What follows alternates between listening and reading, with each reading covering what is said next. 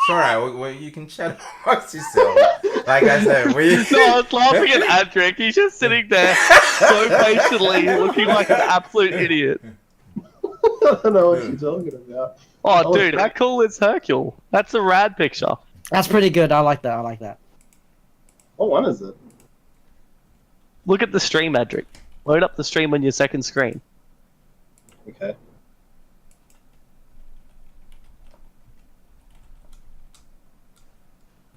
Oh yeah. Look at Adric. Look at what he's wearing. He's a fucking idiot. Looks good. as soon as we get sound confirmation, then we'll start. Yeah, alright. Oh, let me do the socials. Hold on. Alright. Twitter. What have you been up to, Dread? Just work, man. Yeah, finish up on Friday, so just been getting up at 5 every morning, go to work, come back, do this dumb, shitty podcast. I'm kidding. Do you have a break now after Friday? Yeah, I've got. After I'm done on Friday, I'm gonna take 2 weeks off. Okay. We were actually meant to come to your cafe on Monday. You know what, Baxter? I hear that story like so many times. At this moment, you're dead to me. You're dead to me. No, see, I asked Dread if he was going to be at his one in the CBD. He told me no, so I'm like, oh, it's not worth it. How would it be not worth it? You should just tell me that, like, you know. I asked you, when was your flight? It was like 12, like midday. Yeah, 12:30. that would have been why, because I would have been able to get there, but not till like 2:30. I asked you, and you were like, don't go. Bean Hunter isn't worth it. I'm not there. So I was like, You know okay. what, Adric? I heard Bean Hunter's a lot like the Michelin star for You coffee. know, Bean Hunter's a lot like the Michelin star of coffee. That's the first time I've heard of it. What do you think it is then? I don't know. You're an okay coffee shop, I guess. Yeah, like Bean Hunt. I mean, sorry, like Michelin star. There was also a teaser for your download, Adric, on Twitter. That I haven't been watched it yet. It hasn't been released yet, I don't think. I think it's tomorrow. Yeah. Once again, I've only seen a video of just me talking. I haven't seen any sound to go with it. Seen any sound? Yeah, nice. Heard any. Sorry. It's alright. I'll let you off the... Can someone, one of the 6 viewers, please give us sound confirmation, please? Anyone? Yeah. Hey, why don't I give you sound confirmation? Because you're part of the thingy. No, but I can just turn on the stream and like turn it up. Yeah, I just turned on the stream and yeah, it's fine. It's fine. Fine. Yeah, there's sound. There's sound. Yeah, is it all visually good, Necro? You can hear all of us fine? All at different levels, but okay, that's a bad thing. I want us to be at like decent level. I got a mixer, so I can fix up mine. Am I too loud or too soft? It's green. I know what that's code for. Man, I got these waves going on my webcam. Waves? Yeah. Must be talking about like, the mic waves or Audacity and whatnot. Nah, Adric's just trying to figure out technology again. Yeah, I mean, are you like? All right. Are you like All right, let's sound off with our tags. The Beast, go dreadtech. dreadtech? Baxter, Baxter. Falco. Falco.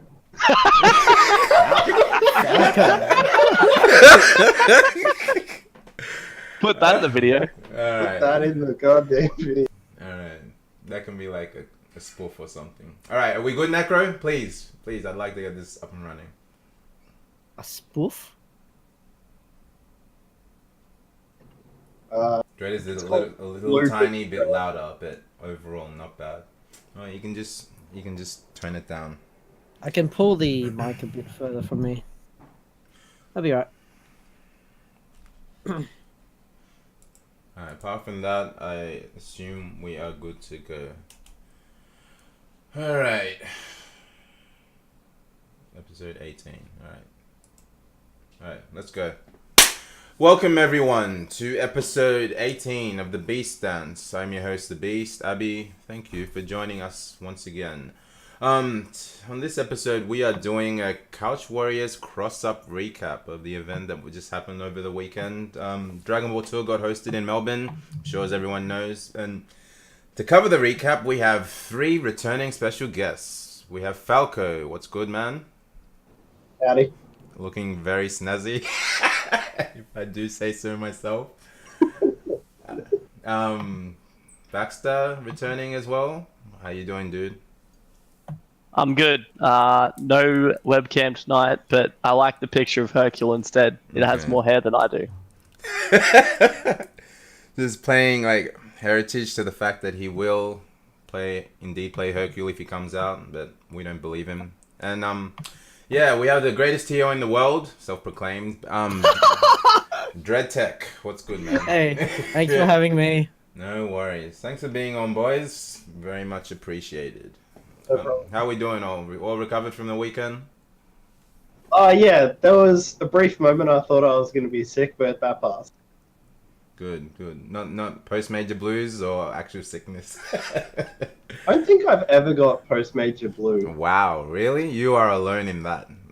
I'm pretty sure most of us have experienced that. If you guys didn't know- Falco actually hates video games. It's just like he's good at it. He's just good So at them? He begrudgingly plays it. So but he actually hates playing video games. He also hates the FGC. He hates people. He fucking hates people. You just here to troll us all? That's the story? I guess so. I'll do $20 if everyone does the string topless. Not happening. Alright. No, not happening. I wouldn't like to not Alright, be banned. I'll take my top off right now. I would like to not be banned on Twitch. So at least Brown Man has to at least pay like $5 because that's one Yeah, out of exactly. 4, right? Exactly right. Donate $5 to LB stream. Thanks, Yeah. Brown Man. I'm definitely doing it topless now. I would confirm it, but no webcam. Sorry. Yeah, well, we've done it. We've fulfilled your statement a quarter of the way through. So Maybe take a picture and post it on Twitter. bring that $5 forward. Anyway, the stream. This episode we are doing a recap of CouchWarriors.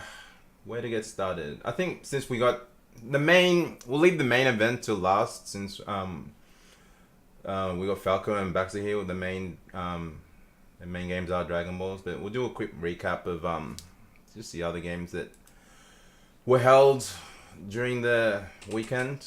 I got the results here. I want to go through briefly. We'll start with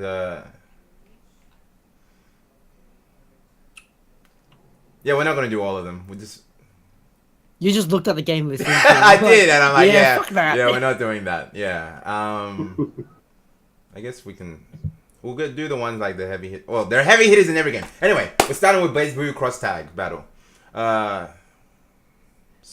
Equal seventh was Hime Morpher, along with Jugs.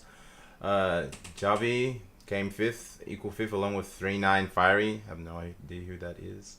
Fiery's the current president of Ozhado. Oh, okay. Alright. Good shots to him. ASF Jesse came in fourth. Third was CEO from Singapore. Is it Singapore or Malaysia? Yeah, Singapore. Yeah, Singapore. Second was Abigan.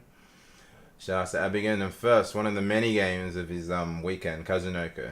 So, yeah. I assume none of us entered that or watched it. Alright. We are moving on to Guilty Gear. Equal seventh was Ashu. Yeah. Along with Abigail. Equal fifth was Crack Addict, Lollies. What a hell of a name is that? Popo Killer Ray was fifth as well. And fourth was CO. Third was Ferry. Second was Lord Knight. And first was Kazunoko. Shocker. Yeah, who would have guessed that? Moving on to Melee, we have equal seventh. Zai and Skip both came equal seventh. Equal fifth, Dida. I'm probably butchering the pronunciation of that, but bear with me. Along with him was Kanga's Dekar. Fourth was Orders MC. Third was FA Sock. Second, Skelly Dark. And first, Big Shocker Sora from Order. Just a note on that one. Sock's Yeah. actually 16 and he's like pretty new. It took him like a year, so he's already like done a lot this week over this weekend. Really? Yeah. Yeah. Shout outs to him. Who does he play? Powerful sock. He plays Fox. He's Fox. He Plays plays Fox. Okay. All right, let's move on to a game that one of us entered. Soul Calibur 6. Oh god. Equal sevenths. We have Essera and Derek the Pineapple. I just want to give shout outs to Derek. He played absolutely insane this weekend. I was watching, and yeah, he managed to initially put Deception, who came above him in the losers bracket, but yeah, just fell short to him the second time round. Equal fifth, we have Darksided's own Falco. How you doing? Boom. along with Tomo. Fourth was Deception. Third was Gel. Shout out to Powerful Gel. Second was Runus, and first CEO with the horrible Ivy play. Jesus Christ, I hate that character. Yeah. Any take home notes, Falco? I was honestly very surprised that CEO beat. Who came second again? Runus from Sydney. Yeah, Runus appeared to be way better at the game, and when I was versing CEO, I was like, I could win that match. Yeah. On like another day, so I was very shocked because Runus clearly had a very good idea of what he was doing. Yeah. He told me he kind of I don't know, just lost the momentum when he dropped this big combo he was telling me. Mm-hmm. Yeah, fun game. Yeah, I caught bits of it. Because Runus initially beat CEO in the winners final, so I thought, if you win the winners final, he's pretty much got this. But CEO managed to come back. Ivy things played a very different style of Ivy than most I've played, but shared the whole wake up super tactic that everyone does, which I hate. Thank God they patched that out. Well, halfway. Only GI's verticals now. But yeah, shout outs to the top places there. Get good, Falco. I'm a top player. Fifth? I don't know. A little below your standard, I think. You know, the only reason you got fifth, Adric, was because I trained you up just before top 8. Yeah, sick Astaroth. Yeah, we were playing a little bit for top 8, and I was basically just started spamming counter over and over again. I'm like, hey, this is really good. So I just did that a lot. Do a slightly negative move into Geralt counter. Fucking Geralt players. You're a Song Mina player? You're top tier as fuck. Balanced. Balanced character. Alright, let's move on to the next game. Super Smash Bros. Ultimate. So this was the first showing of Ultimate major-wise in Australia. And the game, what was it? It's been a 2-week period since it's been out, not even? No, it's been 1 week, I think. Yeah, 1 week. So results were always going to be interesting. And I don't know how the pro players have been grinding, so I didn't know if the results were just going to cross over from Smash 4 to here. But yeah, these results speak for themselves. In equal 7th, you had Kanga's Ghost, along with Surge's Defective Dagger. Who's Ghost playing? Sorry. Yeah, Ghost is playing. He's playing Crom and who else was he playing? It says Inkling and Ike here. Yeah, Inkling. Yeah, Inkling Ike, but I'm pretty sure he plays Crom as well. The Twitterverse tells me Crom's bad. Crom's really good. What the fuck are you talking about? I was watching him versus a pit player, and they just do the shield when he does his up B, and he dies.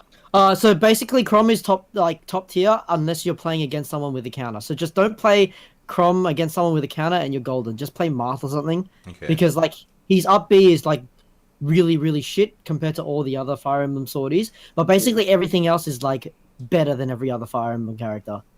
So just don't play against the character with a counter, and you're golden. And I've been hearing that he's scrub-tastic. He's scrub-tastic. It is true? Yeah, he's pretty brain dead. Nice, I like it. Alright, moving on. Equal 5th, we have Kanga's J Dizzle playing Young Link, and along with him was Tommy playing Snake and Rob. At 4th, we had 4E Big Boss with Snake. 3rd, that's Attila. Yeah, Attila? Okay. Yeah. Or does that go by different? That's he was called Attila when he was playing Brawl. So Mhm. interesting story. Both Attila and Tommy, both mains Brawl, Snake and Brawl. Mhm. Attila played a bit of Smash 4, but not seriously. They both came back into Ultimate, realizing that all of Snake's shit in Brawl still works in Smash Ultimate. So Okay. they just brawled the fuck out of everyone. Okay. All right. Good shit on Attila. Third, we have Riot's Dawn playing a hell of a lot of characters here. Inkling, King Cruel, and Donkey Kong. Donkey Kong's top tier? Really? He's got. I mean, it's like week 1, so you don't really know. The thing is, Donkey Kong, like, he just hits really fucking hard. So you just need like hasn't he always? Yeah, but like he seems to combo better now. So I think a lot of people, because in Smash 4 he couldn't combo that well. In this one he can combo pretty ridiculously well. All right, I might have to invest some time into the game if he's viable. All right, at second we have Gacha Gang Ignis with the Palutena. I thought he played Game & Watch. Interesting. Okay. Yeah, and number 1, I guess no surprises here. DS Extra with the Game & Watch. Warrior Wolf and Wolf. Yeah, he's a beast. Yeah, I don't know. Like I said, like new game. Like I don't know if the results from Smash 4 will transfer over 100%, but obviously he's been grinding. So good stuff to him. It actually depends. Like I think people that played Brawl for a long time actually are getting like more used to the game quickly. Yep. Smash 4, I think Smash 4 players will definitely have problems with the jumping mechanic because it's a frame faster in Ultimate than Smash 4. So a lot of people that only play predominantly 4 are having a lot of trouble actually like doing the short hop, which is like basically like the really important in neutral. So they all struggle with that. Mm-hmm. All right, well that is Smash 4 Ultimate. Next best game on the planet, Tekken 7. We have really good numbers for this. Just no many I don't think any one interstate came down. Whoa! What about me? One that didn't DQ himself because of commentary. Yeah. Okay. Equal 7th. We have Mr. Kajeski. And Legion's 3rd, both solid showings. So probably surprising result for Kajeski considering where he's been placing in the last couple of round bats. But yeah, this tournament was stacked. Even with a lot of people missing, it was stacked. Equal 5th, we have See You Again featuring Charlie Puth, aka Leeman Bro, along with Gopak BPG. Solid showing on those boys. 4th, Rami. It's fine return to form from Rami. 3rd, probably the highlight performance of the tournament, in my opinion, because he's never been this high before, Gunmo. Oh, Gunmo played so well. Is that the Shaheen player? No, he's a Bob player. He plays Bob and Geese. Oh, okay. Yeah. Originally from New Zealand, but like been here for a while. I think he's got some Korean descent in him. Correct me if I'm wrong, Dread. Yeah, he's got Korean blood in him. Yeah. He's broken. No. Yeah, already broken. Already cheating. Alright. 2nd, Lee Min Ho with the plethora of characters. Holy hell. Still in a character crisis. And 1st, Mr. Best Body himself, Daniel, with the Geese Howard. My man. Yeah, that's it. Someone sponsor that, man. But yeah, anything to add to that, Dread, or? Not really. Yeah, it like other than like Gunma did really well, which was the biggest surprise. Yeah, Daniel stayed solid throughout the whole thing. I think slowly but surely we're gonna see Tin start to struggle a bit more. I feel as like everyone starts to kind of get more serious as he gets less serious about it. Yeah, that's kind of the only thing. I expected Lee Min Bro to do as well as he did. Yeah. Maybe a little bit higher, but you know how it is. He probably doesn't play as well. So. No. Like I think that's an actually good result, reflective of like the fact that he hasn't attended offline in a while. Like when we're seeding it, it's just like he belongs here. I think this event lit a fire under Kajeski's ass. Like he's always he's always been hungry because he's gonna eat. Wait, was Aiken not at the event? Yeah. Aiken got eliminated in pools. No. He Top made 16? He made pools. He made top Yeah, 16. He made but he got eliminated. Damn, Like I said, right. yeah, it was a stacked tournament, man. Like no one in Melbourne is a pushover. Get wrecked, Sid. I mean, I talked to Aiken about it. If you watch his matches, it's just like he's like. I feel like obviously as a player I'm not as good as him yet, but I feel like players who don't really have a rhyme or reason or don't have a proper like flow of thinking, oh, I should be doing this because he's doing this, or like a proper flow chart. They seem to catch Aiken off like by surprise a lot, because Aiken is always looking for like a reason as to why someone is doing something or an option. Mm-hmm. But he really struggles when the guy is just like, no, fuck it, I'm just gonna do it just cause, right? And because he tries to find a reason for it, then he kind of mind fucks himself for it. So I feel like that was a big factor as to his performance over the weekend. Yeah. Also, I just want to give a shout out to Brown Mound for putting in solid work with commentary. I hear you ran the tournament as well, to a degree, and yeah, shout outs to him. Yeah, it was both him and Daniel. Yeah. All right. So we're skipping Street Fighter, yeah. I'm kidding. I'm sorry. Alchemist is rubbing off on me. Yeah. Equal. No, you can skip it. We'll do it quick. Equal seventh. Zed. Along with Osterzone. I have no idea who that is. Vega player. In Melbourne. Okay. I've never ran into him. Interesting. Equal fifth. Firo, along with Kanga's Dilo. At fourth, we had Rups. Third, Kendevu. Second, Darksided Somniac. And at first, Kazunoko. Yep. All right, we're done with that? Yeah? Moving on to the main event? Done. All right. Yep. Dragon Balls. Here we are. So, I guess Australian. So, I guess I should read off the results and then we just get into the nitty and gritty of this. Sure. Yeah, well, I'll read out top 8 and then we can probably discuss, because there's actually a lot of names here within the top 32 that actually put in work. But I'll read out top 8 for now. Actually, I'll read out top 16, so you boys are included. Wow. Alright, equal 13th. We have Kanga's Dilo, DS Baxter, Fenrich, and Meijin Beng. Good showing from you boys. Equal 9th, we had Falco, Zed, Sergi, and Galileo. Equal 7th, Lord Knight, Seo. Equal 5th, Apology Man, Lord Knight, Kendevu. Wait, what? My bad. Equal 5th, Super Noon, Apology Man. 4th, Kendevu. 3rd, Nakiel. 2nd, Tachikawa. And 1st, no surprises, probably the favorite, Kazunoko.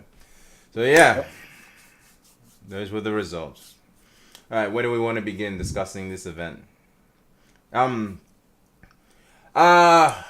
My question is, let's start before this event even took place. Falco, you went to go train with Baxter before the event, yeah? Train is perhaps strong of the term. Basically, we had 2 long sets. How long? Maybe 3. Basically, what I learned from that session was kind of had to mix up my strings more, and that I shouldn't pick 16 anymore because it doesn't suit my team. Because the whole point of my team before was you do Vegito like meter builds into 16 set play, and that is gone now.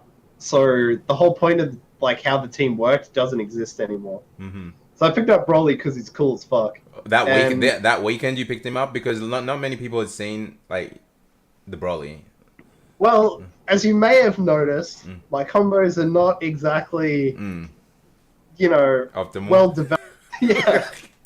So, it was basically, I played him when he got released, and I was like, oh, his neutral's really good, but his offense sucks. And I just kind of dropped him. Okay.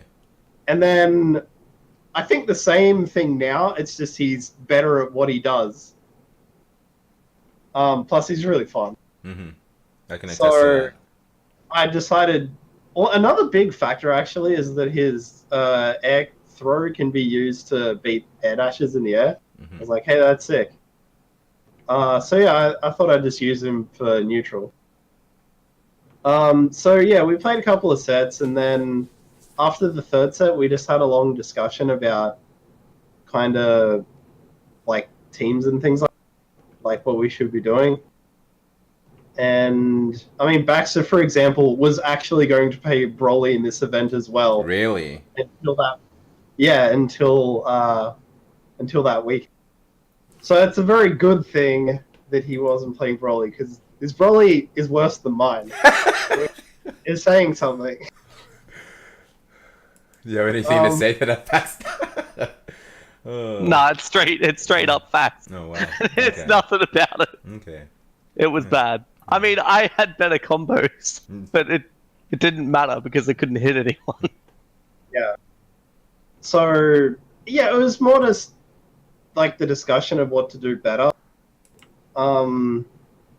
And yeah, that's kind of what we got out of the weekend. Just like deciding what last characters to put in for him, Yamcha, me, Broly, and then yeah, that's basically what we got out of it. Mm-hmm. So you guys made the decision to change up your team super late. Well, the patch The patch. happened. Yeah, the patch happened. I can't even remember. It's like Remind me when the Three- patch happened. I want to say 3 weeks before the tournament, maybe 4, Mm-hmm. maybe a month at most. Yep. And I recently got NBN, Mhm. which sucks complete. It's so bad that it's worse than when I had ADSL 2 plus. Is that really possible? Yeah. Oh. So, like, before we would play online, it was a bit bad, but we could do it. Now it's like, I don't even try to do it. Mm-hmm. So, I hadn't really been playing any, like, I'd done training room, but I hadn't actually played any matches until sort of that weekend. Oh wow. Oh, yeah, NBN sucks. Mm-hmm. So, yeah, I don't know, it was just a good chance to experiment with the characters. And, yeah, at one point I was like, oh, can I make 16 still work?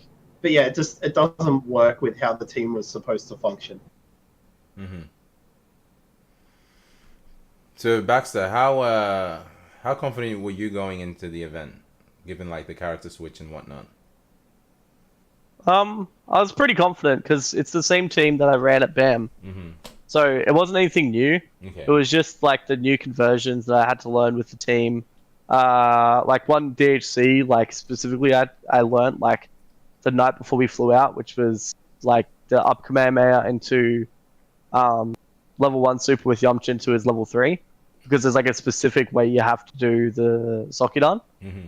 to knock them down correctly. So like there was just little like niche things I had to learn with the team. So I was like pretty confident, and I was pretty confident with my neutral like before the event. So like I wasn't worried about versing anyone in particular. Mm-hmm. But yeah, kind of my mentality or like my game plan didn't really come to fruition when I versed Touchkawa or Galileo in tournament. Well, let's talk about your runs. I'm just gonna bring up the bracket.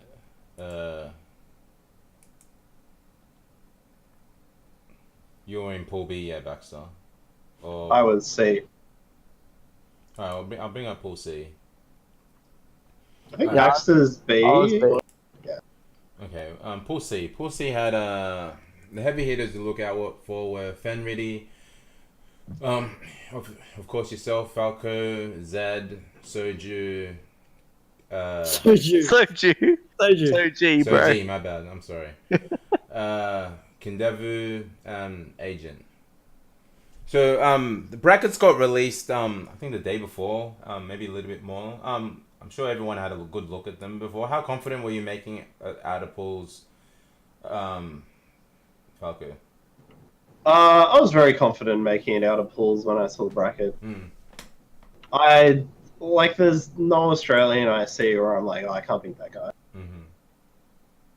Well, the pools didn't take too long. It's just like 3 games. Well, the top 32 is where you start after worrying. Because your run was you had Jesse first, and then you had Zed. You confidently beat him 2-0. Yeah, we'll talk a little bit about... Yeah, go for it. Hold on a second. Yeah. So, I went back and watched the matches when I got home, right? Mm-hmm. I was watching my match versus Zed, and the funniest thing happened with the commentators talking about the match beforehand. Yeah. So they're like, oh, Falco, like, he doesn't have any placings, but, like, he does solidly each thing. And I'm like, yeah, you know, fair enough, whatever. Like, Zed's one of the best in Australia. I'm like, yeah, okay, cool. But then they're like, I think Falco is known for his OG third strike play being one of the being the best in Australia. What? That was a history? I was like, hold on a second. Neither of those things are true. I am neither OG nor was I at ever point the best third strike player in Australia. So I was like, that's a bit odd. Oh, wow. All right. I guess the commentators need to do their homework a little bit more thoroughly. No. Anyway, yeah, top 32.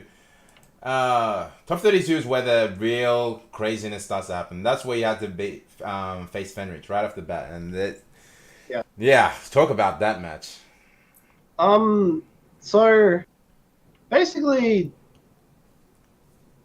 I would play my standard neutral, which is like Vegito plus Goku is extremely strong neutral. So every time I would get my pressure going and then force his sparking, and then Fenrich was never able to get his shtick, I guess, going. Yeah. Not to say that he can't do other things, but like that's that's what he's known for. So it was always a defensive one that he had to use, and it kind of, I don't know how confident or how much Vegito experience he has, but there are there's like small gaps in Vegito's strings where he was getting hit, like trying to super dash after an assist has been called, and then he gets clipped and then into pressure. A really surprising thing throughout the weekend was I was shocked at how much my Broly did against everyone I versed, really. It was very bizarre to me because it was so fresh to me to be playing Broly.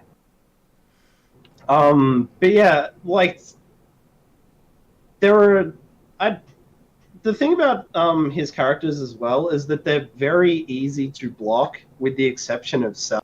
Like, Vegeta and Bardock are just staggered pressure. It's not like 18 or Gotenks where they're just in your face and you will get hit eventually by those characters. Yep. So I'm able to just play very defensive until he basically wears out his offense. Well, that's one thing that was shown. Yeah. Chime in, Dread. Well, you 100% showed that with your bloody defense against fucking Fenretti that set. Holy crap. I think I counted like 30 plus seconds you were blocking him straight. It was insane. Yeah, 100%. Well, yeah, like I said, Vegeta, unless he has sparking, just eventually has to give up if he can't open you up. Because it's like Goku. The character just does not have the tools to do it. Baxter and I are actually talking about this when I was up in Queensland.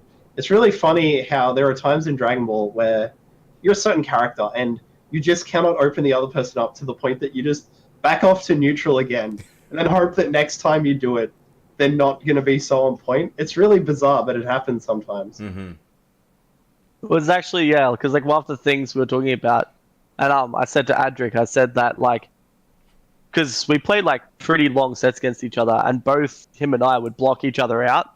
So like we literally just couldn't pressure anymore. We'd have to reset back to neutral. And I said like, that's, I think, going to be our strength going into the tournament, is having that defense that we can actually out-block someone's pressure and force them back into neutral.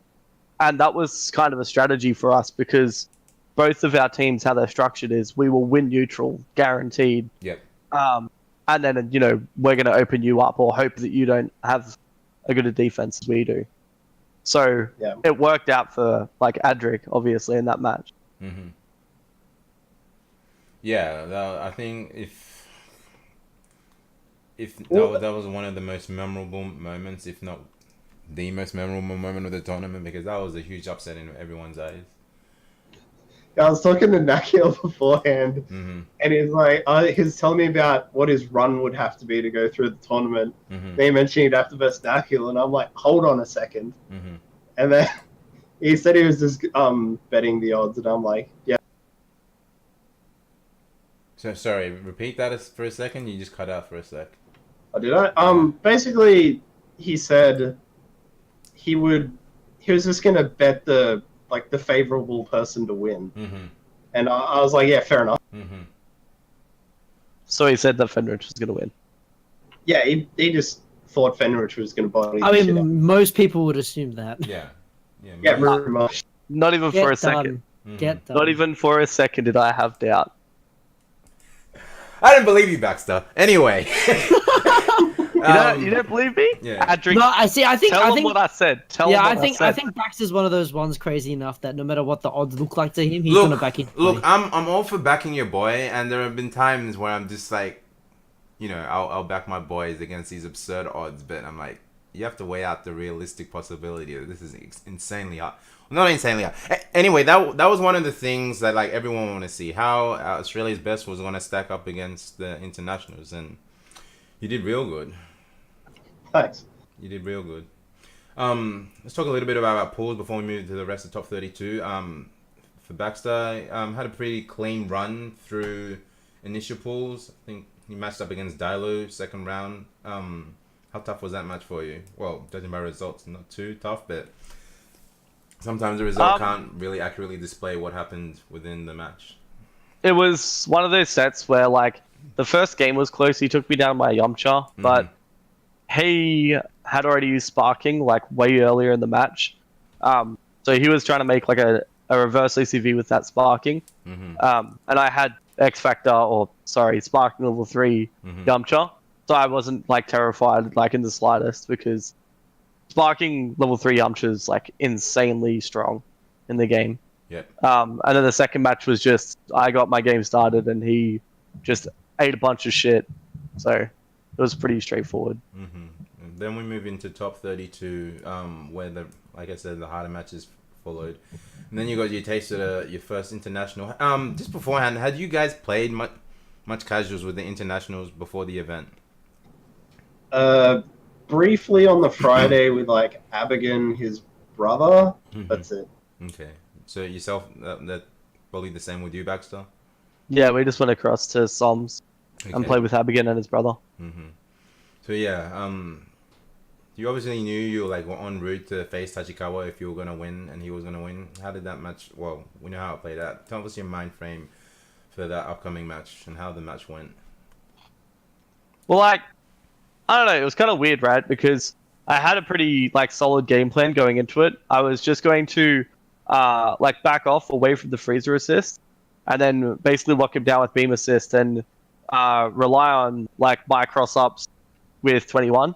Because how 21's cross-up works, it's kind of unique in that she could be point blank and cross you up with an IAD. Mm-hmm. And if you 2H on as a read, she is completely safe to it. Oh wow, did not know. And she will land and be able to punish you, right? So that's like, if you ever watch my play, I go with cross-ups like predominantly, like I'd say 80-90% of the time with 21. And the reason why is because it's a safe mix-up, right? And then once I punish you for trying to 2H the cross-up, I can start doing the fake cross-up with the super dash same side mix-up that you see a lot of international players using. Mm-hmm. Where they'll do like an IAD, delay, super dash, stay same side. Mm-hmm. So yeah, that was my like game plan going into it, and I thought it was like pretty solid. I didn't see much wrong with it, but like start of round, game 1, Toshikawa like jumped forward with his 18 called freezer assist, and I thought I could super jump up back and backdash out of range of the freezer assist, but instantly got caught by it. Mm-hmm. Cascaded down with 17, and then just ate shit like immediately. Yeah. So he like took out my 21 like with very, very very quickly, not much like thought required whatsoever. I made like a little bit of a comeback with Goku Yamcha, but not a great deal. And then the second match was pretty much the same. And I was talking to Falco about it after. And the same thing kind of happened with Galileo, which was my losers bracket match. Mm-hmm. It was more so not that I could not beat them, right? Like, I reckon if I versed them in like a first of 10, it would be like, they would still win, but it might be like a 10-8 or something, right? Like, very close. Yep. It's just, I didn't have the time, I guess, to adapt to their like ultra aggressive playstyle to go into that neutral state where I can get my game started. So I was just more like, one, I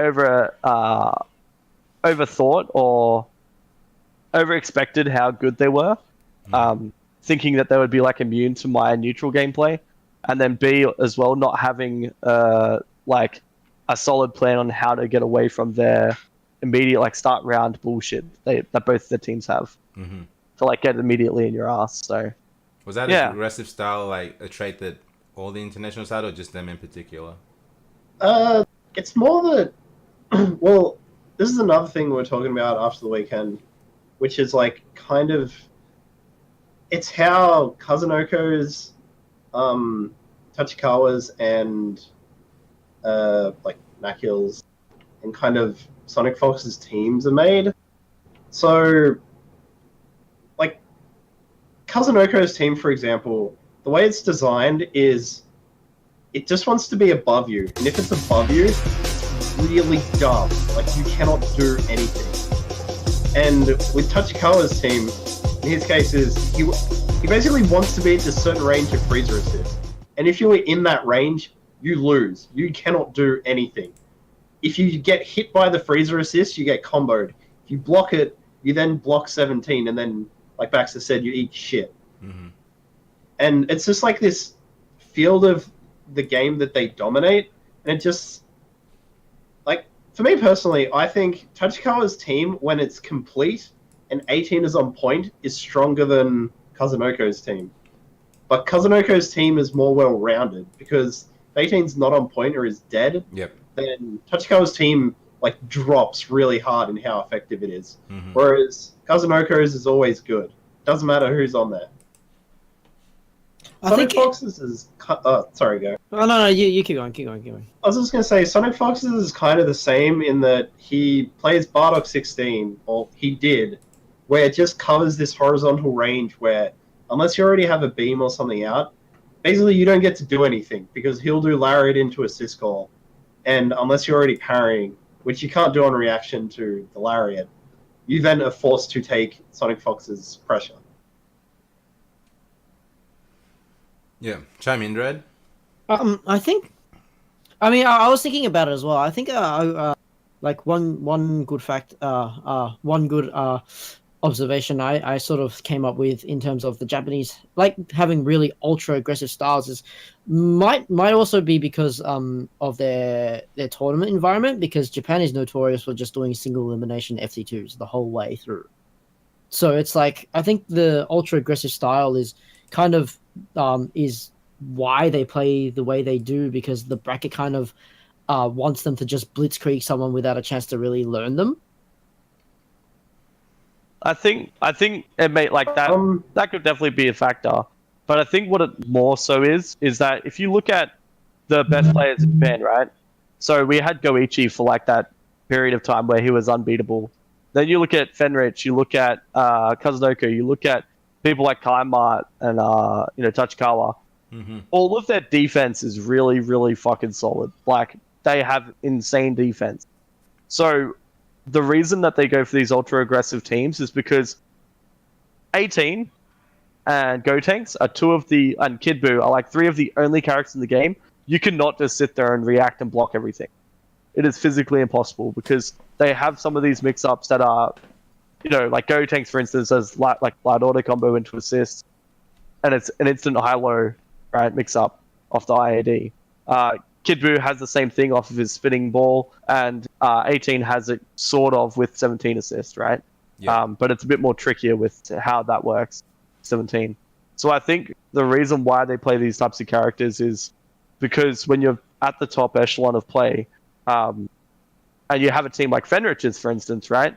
that's where the downfall comes from, because if you verse someone like Adric, where you can block everything, you're forced to go back to neutral. Whereas with the teams like Tachikawas and Kazunokos, when you earn your way in through neutral, you have a very, very good possibility of opening them up, no matter who they are.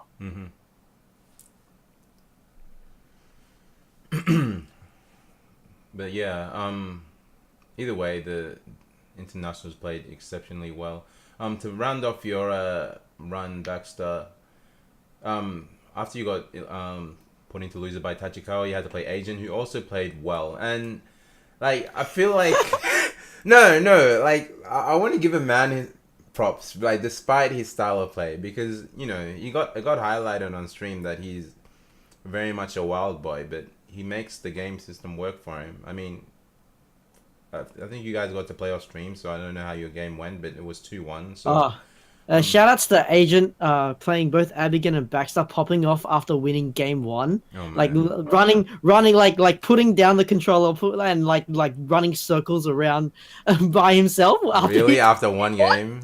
And Baxter's just like, what the fuck is going on? I was laughing so much, and then everyone thought like he had won the set, so everyone like looked at me and they're like, did you lose again? And I'm like, it's fucking game 1. Abigail was like looking around like, Nanda, what the fuck? Nutty the fuck. But it was so funny. I was just like, God damn it, Agent. Like, that guy he is so cool, because you play him, like I can almost guarantee that any Dragon Ball player in all Australia, you would play that man online, and you would want to punch your fucking screen, right? That's how Sketch has felt every single round that he's lost to him. Shout out to powerful Sketch. I can understand why, right? Because that man is wild, and you know he does some questionable things, but it works, right? But then you talk to him, and he is nice as pie. Like he bought donuts, for fuck's sake, and brought them to everyone on the tournament on the Sunday. Yeah. And he was like, Baxter, he's like, you know, because we showed the world our power, what donut do you want? It's just like, God damn it, Agent. Like, you can't hate him. You can't hate him. You can't hate him. He's like, the guy doesn't have an evil body. Yeah. He just doesn't exist. Yeah. That's why, like, you know, he's a super rad dude. As for the matches, he almost beat Kendevu. Like, sorry, I'm going back. Oh, yeah. That match was sick. Sorry, talk about it. Sorry, Abby. Yeah, no, I just wanted to highlight that he almost beat Endeavour, but Speaking of other Australian players, I also want to like give big shout outs to Humzoid. He was a level 3 confirm off beating Inagaki, but he level 1'd instead on stream, which is really, really heartbreaking. Yeah, poor guy. I watched that match. Oh, he was. I think that like it sucks because I think that like just that particular mishap like broke him, and he started really like slipping in losers. Right, yeah. Because what happened was Inagaki did EX fly kick with Vegeta. It clashed, and then he did EXDP and it whiffed. And then Humzoid with his trunks meant to input, I guess, like stand medium or something. I don't know what he meant to input, but accidentally got burning attack, and Inagaki managed to recover in time before burning attack hit, and then punished Humzoid, and Humzoid lost. And I was like, holy shit, I would be so mad. Yeah, poor guy. I mean, yeah, poor guy. But yeah, just to go back to Baxter, you ended up coming back 2 games against Agent. Yeah, like, look, I was saying this to like the other guys, right? Like I was saying it to the Queensland guys because, look, I'll say it right now, okay? Queensland is the biggest bunch of fucking bitches, all right? Like guaranteed, hands down. Like I don't know what's happened, right? But we suck when it comes to giving other people credit. And everyone wants to just complain and put other people down, but I mean, then they don't get results, so I'm like, well, shut up, idiots. But I was telling everyone, because you know how I lost to Agent at MEO, right? Yeah. In winners. And I said, look, like, you know, it was definitely me losing more so than him winning, right? like me making unforced errors and letting him take advantage and stuff like that. And that's kind of how his playstyle operates, right? He wants you to wants to create these unforced errors, then capitalize on them. Yeah, he wants you to crack. Yeah, so I was telling the Queensland guys, like, you know, that's how he plays. After playing him, you know, the first time and the second time and loses at MEO, I'm very confident versus him. I don't think, unless he changes his style, or at least gets a little bit more optimal with how he plays, I don't think I'll be losing to him anytime soon in tournament, right? Yep. And he won that first game, and the first game just happened, right? So, for context, Adric versus Fenrich was happening as our tournament match was starting. Oh, no. And I remember me and Agent, we looked at each other and we're like, we're not fucking playing, we're watching this match. No, that wasn't just you. That was like Ando and like Didi as well. Yeah, I was wondering why my entire bracket just stopped. It literally stopped. Yeah, but like even Dread was like, nah, I don't give a shit, just watch guys, like have fun, like who gives a fuck, right? And like, I don't know if you guys saw, but Adric didn't even pop off when he beat Fenrich. I popped off for him, and then more so, right? And there's actually a clip of the stream, right? The stream feed when Adric won, and you see me sprint onto stage, like it's literally a sprint into like almost decapitating Adric. But yeah, so that happened, and then I came back and played my set. Oh wow, you hadn't even finished your set. That's we didn't start. Ridiculous. So that was the first game, and I was like still thinking, I'm like, God damn it, Adric, you know, you're a nutcase, you know. I've definitely had it like a mega like boner over it, but so it was like tilting my stick ever so slightly, you know how it goes. And but anyway, yeah, Agent won the first game. He popped off, and then I was like, all right, Baxter, stop being an idiot. You know, play properly. And then the biggest problem, actually, if Agent's watching, one thing you definitely have to stop doing is mashing Vanish when you're blocking, right? So when I say mashing, I don't actually mean that you're sitting there just mashing the buttons over and over again. I mean, you're waiting for the first opportunity you get, like the first break in pressure, to press Vanish. Yep. And if you, like, we can't watch the matches back, unfortunately, because it's off stream, but if you can remember, Agent, I did it, I think, 6 times in a row where I just did, like, light, stop, 2H, and I 2H'd your Vanish every time. Yep. So it was a big trend that I picked up on. So something maybe to look at, like, moving forward is just your defense, you know. Sometimes it's better just to hold down back and put your reaction to the test and try and block out the pressure like you saw Falco do, right? So, yeah, if you're watching, maybe something to think about moving forward.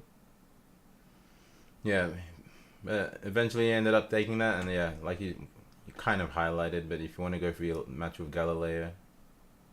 It was very much the same, right? I just didn't... Yeah, overestimated their skill, didn't put my own game plan into play, and then, yeah, got washed. Alright. Well, props to you, man. You did well... considering I know there was a lot of hype behind you, like to represent Australia, as well as Falco and a couple of others. We'll finish off Falco's run and then talk about how a couple of the others did. So Falco lost to Fenrich, and who did you have to play? Lord Knight, yeah. No, I lost to Kendevu. Oh, you lost to Kendevu. Yeah, sorry. That was really close as well. Yeah.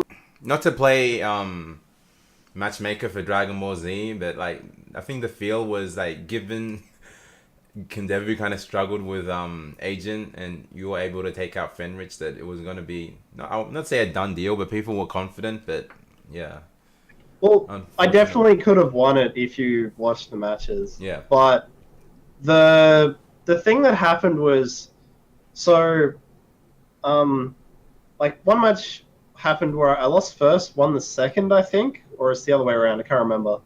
Then the third match happened, and the important thing to remember at the third match is, earlier on in the set, I did the fake cross-up super dash. And then later in the set, after landing a level 3 with Goku when I had momentum, I went for the same mix-up and got 2H'd by 16, and like lost all momentum completely. Yep. And from there, I like did what I was like against Fenrich, I just sat there blocking because I was confident in my defense. But after getting 2H like that, I cracked and started like tagging constantly instead of just sitting there and blocking because I was like afraid of the 16, even though 16's pressure isn't that scary. So it just like snowballed after making that judgment that he wouldn't read the fake cross up again, and yeah, it went downhill from there. But the match was easily winnable, and then yeah, like I can't remember how I lost the first match. I think I don't remember.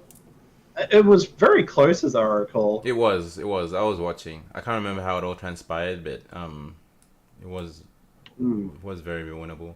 Yeah, but unfortunately, he bowed out to Kendevu there. He had a real good run to make it to top 8, and just you were sitting there trying to make top 8 and lose a side against Lord Knight, and unfortunately, didn't happen.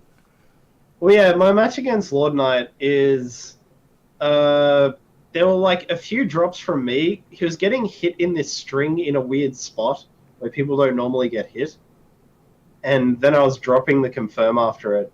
But I mean, the big thing is that I was losing to Piccolo Ginyu, and I'm unsure how to verse.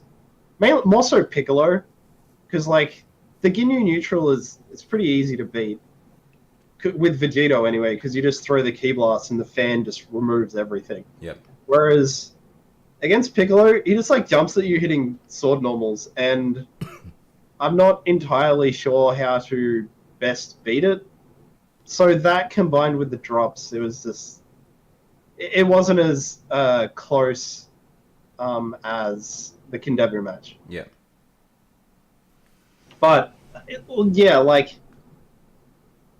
in a different like match against either of them, it could have been the other way. More so Kendevu than one. Yeah. So just that performance on that particular day. Yeah. So I mean, one thing I'll give Kendevu is when that guy starts losing, his like comeback mindset is incredible. Like, take a look at his matches in top 8. It's like, oh, he's down to Bardock with no sparking. Oh, he won, and you're just like, wow, how did he do that? Yeah. Baxter, did you feel the same way? Like, given the event ran again, or like a different day, you could have done a lot better, given the same matches you had. Possibly. I don't know. I was talking to Adric about it after the event. We were like having the breakfast on the Sunday, and I was talking about my matches. Yep. And one massive thing I noticed about my play was my pool was at midday, right? And in pool play, I reacted to like every single Dragon Rush. I teched every Dragon Rush. I could block every mix-up. I didn't get hit by much, right? Really clear decision-making against like Dialo in the second round. Yep. Then my top 32 match was like later in the day, right? I think it was at 4, top 32. 7. Top 32 started at 7. Yeah, 7. So it was like much later, right? And I was saying to Adric, I think what I let myself do was I got cold, and I didn't like half an hour before the top 32. And it's purely my fault, right? It's not how the tournament was run or anything. It's just how what I need to do to prepare myself next time. But I think I need to go in and just like go in a training room and like record 5 or 6 different block strings or different mix-ups from my own team to get used to reacting to like IADs and Dragon Rushes and just like warming myself back up to those types of mix-ups. Because when I versed Galileo and Touchkawa, my defense was nowhere near what it was earlier in the day. So I definitely realized that about myself, as well as 3 different times I had execution errors in my top 32 matches in all 3 of my sets. So 1 against Touchkawa, 1 against Agent, and 1 against Galileo.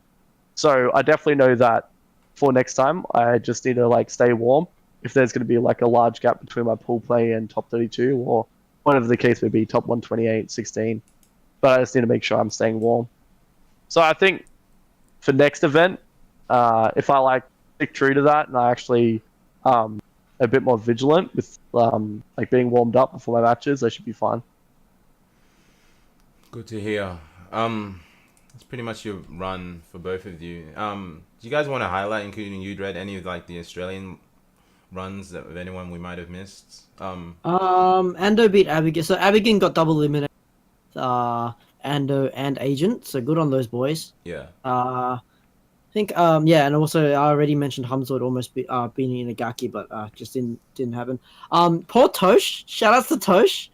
He was the guy in loser that had to play the loser of between Falco and Fenrich, and yeah, I walked up to him and was like, yeah, you got to play Fenrich, and he's just like, oh, okay, fuck. Okay. And before Yeah, but that, talk about his winners match against Raptor. yeah, I was That just match about to yeah. bring that up. I was just about to bring that up because if you asked me who the favorite was, I would have said Tosh.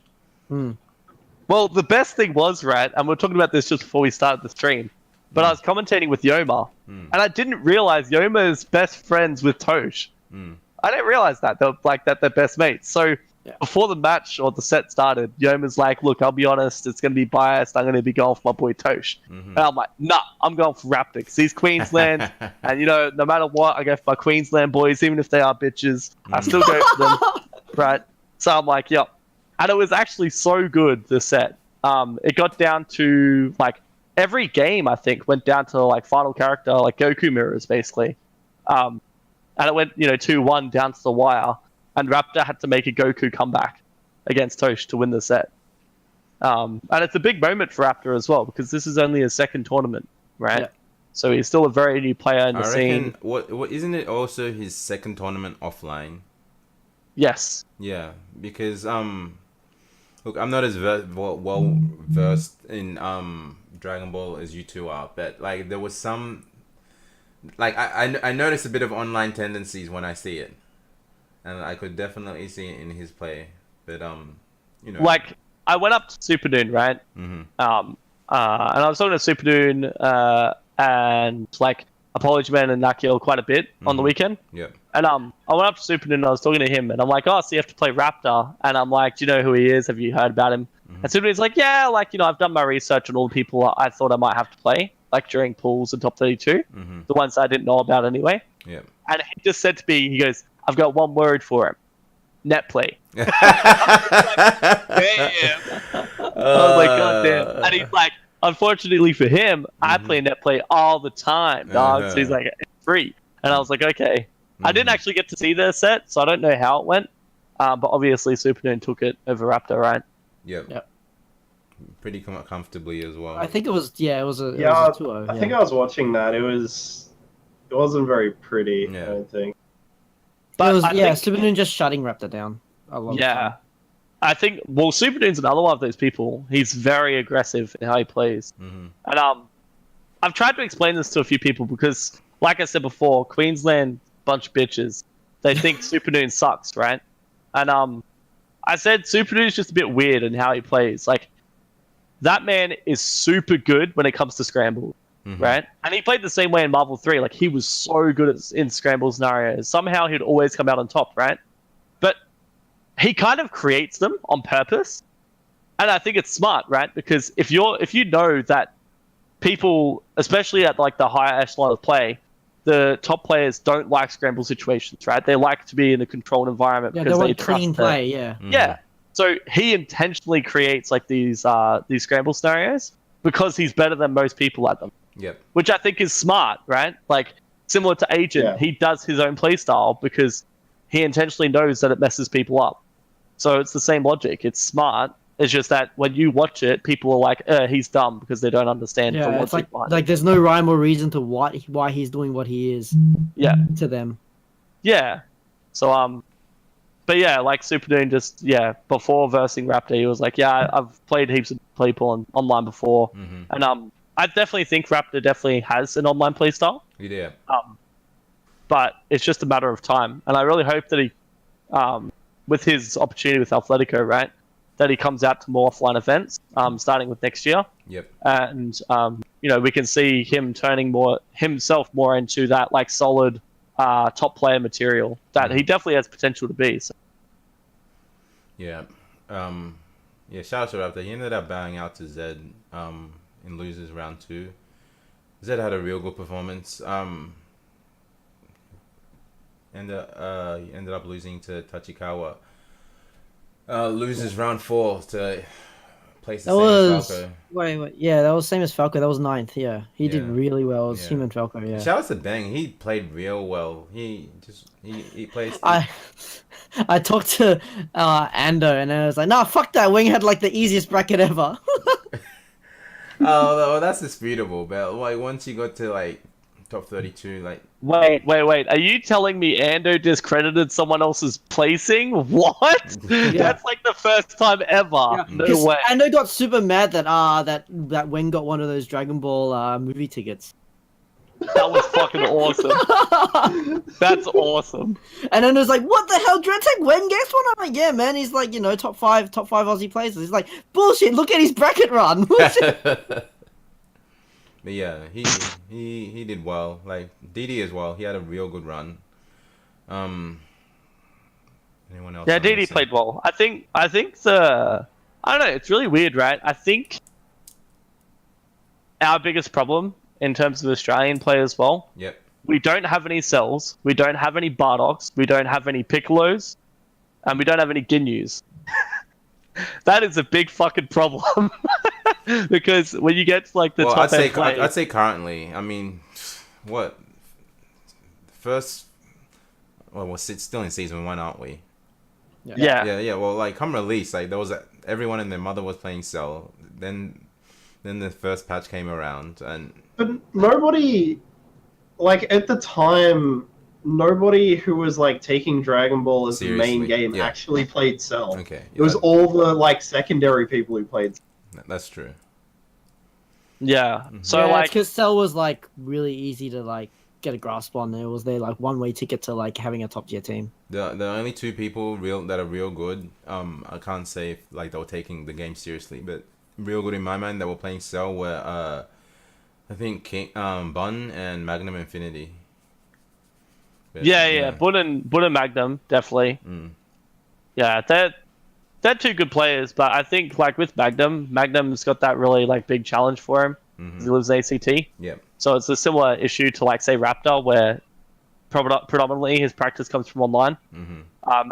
Bun is, I don't know, he's just not very active, right, Yeah. in the FGC anymore. Mhm. He's kind of taken a step away, so Yeah, that's it fair. sucks. I wish I could see him a bit more active, but Mhm. you know, sometimes the real life stuff gets in the way, and you have to take a step back. So Yeah, that's fair. Yeah.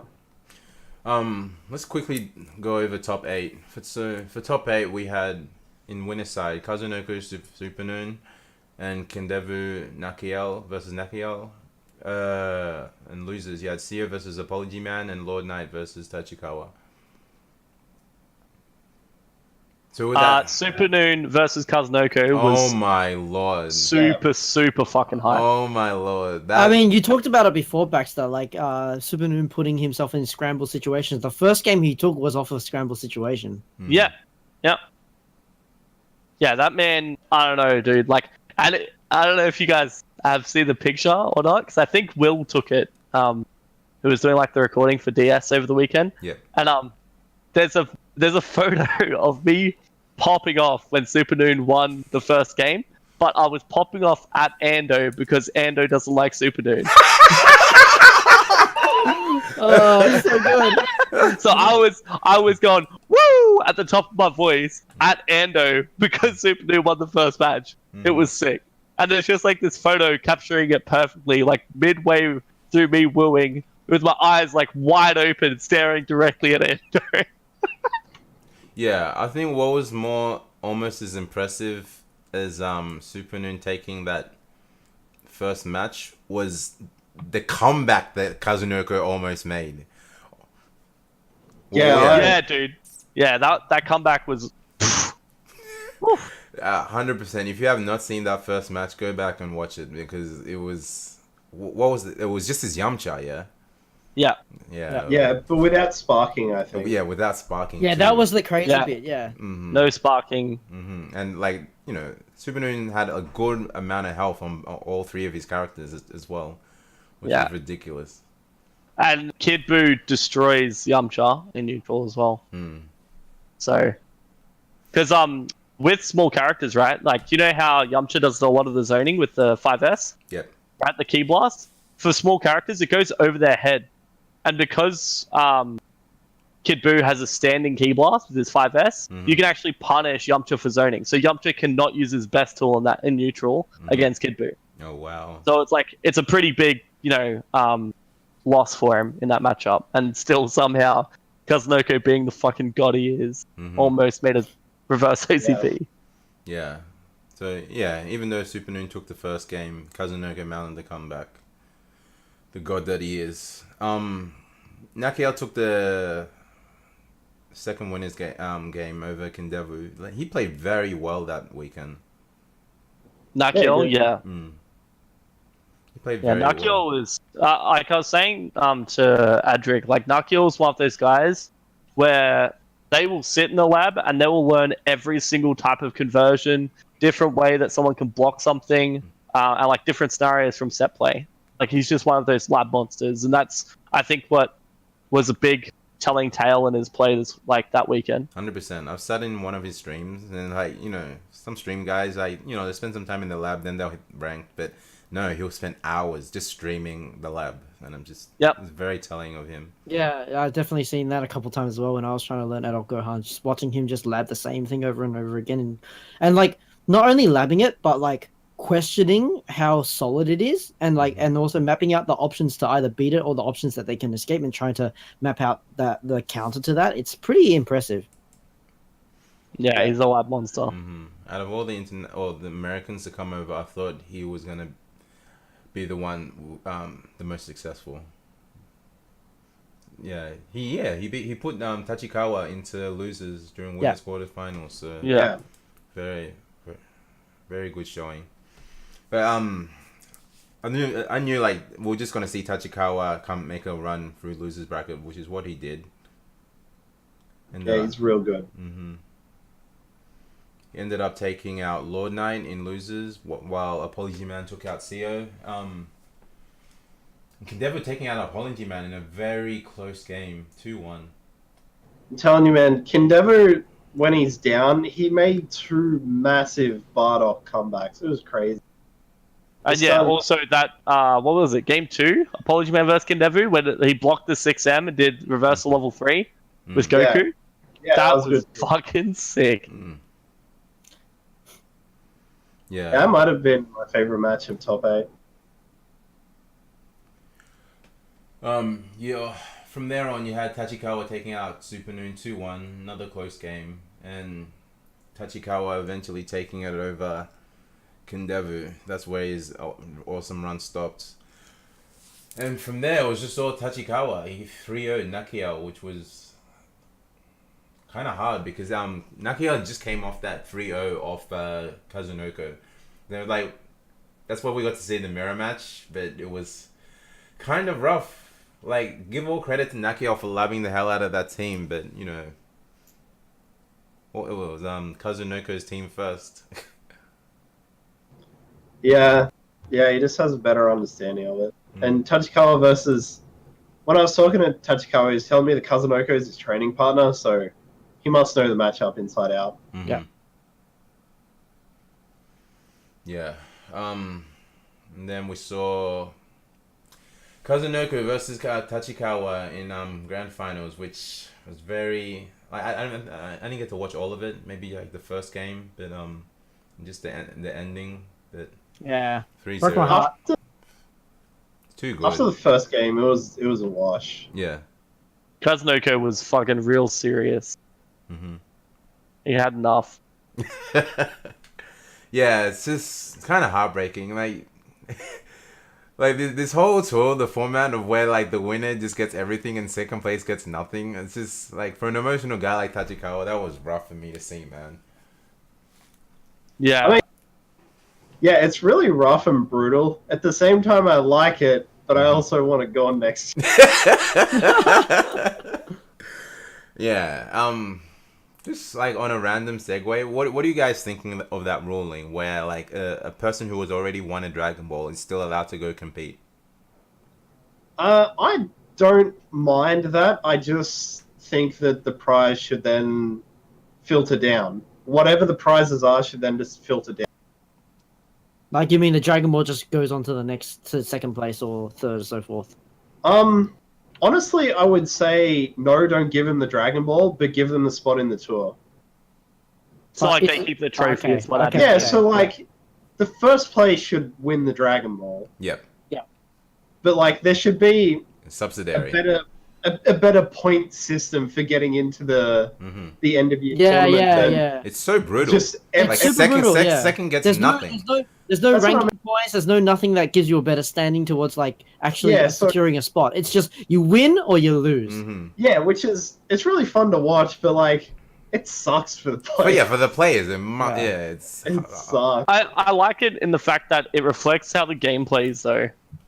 It's just like super unforgiving. Yeah. Where it's Yeah. like you fucking like misread someone's like IAD or Dragon Rush and you lose a character pretty much, and you're just like fuck my life. And it kind of reminds me of Marvel, where like you make one wrong decision and you basically lose the match. And we kind of see that sometimes where, especially for the people that play like super front heavy teams, they make one wrong decision and they can possibly lose the whole set, or sorry, the whole match from it, right? So I kind of like it because it's like, no, fuck you. If you can't beat the best, you don't deserve the Dragon Ball. But at the same time, having 4 last Chance Qualifiers. Yeah, It's just honestly, too much. from a TO's perspective, like that is gonna be brutal. And I heard different things about initially, like obviously it's been amended, but initially how players were limited to 2 last chance qualifier spots, but now you're open to all 4 of them. Yeah, you can go into all 4 now. And see, these tournaments are gonna go forever.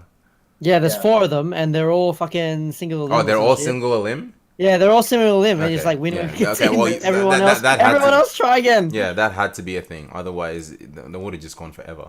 I mean, I wanted the Holy shit! I wanted the Agent dream. numbers, please attend a last chance qualifier.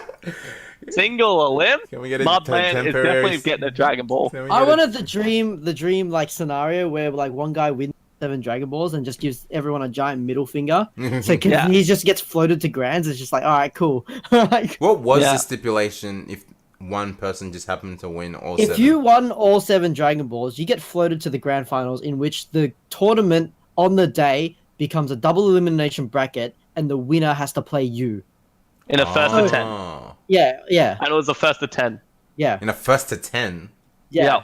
I fucking would have loved that. That would have been. that was the Can you never- imagine that was Sonic never Fox gonna versus happen. Kazunoko first to 10? That was never gonna Oof. happen. That was never gonna happen. And Kazunoko was the first Dragon Ball winner, so yeah, it would have had to be him if we wanted that to happen. Wait, who won the second one? Sonic Fox. Sonic Fox. Sonic Fox. Yeah, Did, and go, then I did, think go it was- did Kazunoko attend that one?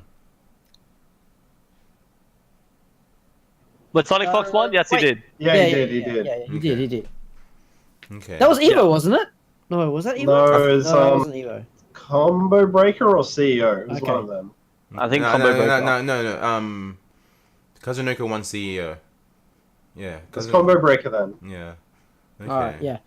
Because I remember the order. I think it was Kazunoko, Sonic Fox, Goichi, and then Fenrich. Hook and God. Hook and God. Okay, Hook and God, yeah. Yeah. Hook and God, then Fenrich, yeah. Mhm. no, Fenrich ain't qualified. Yeah, he hasn't qualified. Oh no, yet. he's not. Okay, Yeah. okay, my bad. Yeah.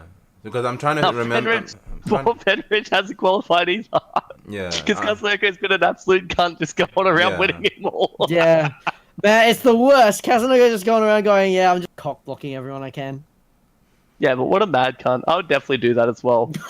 Yep. If I was the best, I'd be like, nah, that's it. When he won Seam, they asked him, "Oh, what, like, what's the next event you're going to?" And he goes, "Wherever there's a Dragon Ball, I'll be there." Yeah. Yeah, what a chance.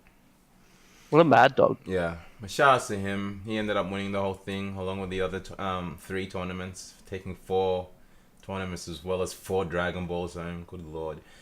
But yeah, that was the world tour in a Saga event in Australia. Any highlights over the night, guys? Personally, over the weekend. Beating Fenrich. Okay, well, yeah, that's an easy one for Falco.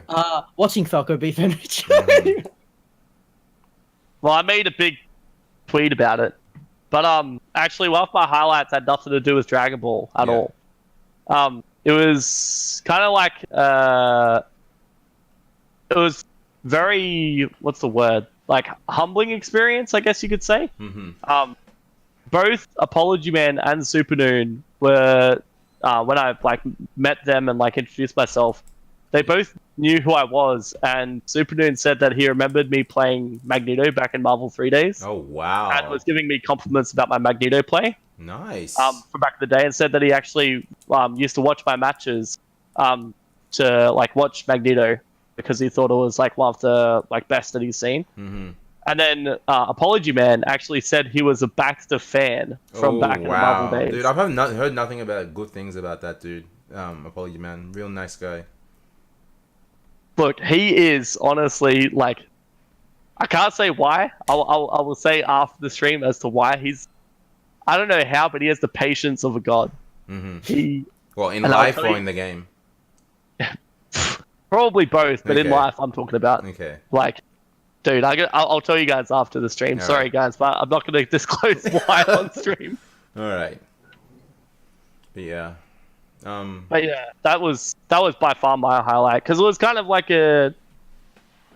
I don't know. It's really cool to hear that because back in it's Marvel like 3 buttery. Days, Yeah, being recognized from halfway across the road, the world. Yeah. Well, it's more so the fact that I used to watch these guys play.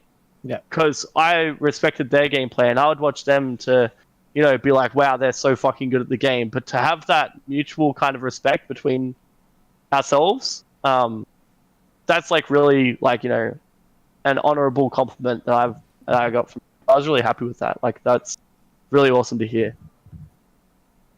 Do you guys want to talk a little bit? We've talked about the games and whatnot, the results. Do you guys want to talk a little bit about the venue? I mean, like CouchWarriors shaped it up to be a mini major of sorts. Like how was the venue and whatnot?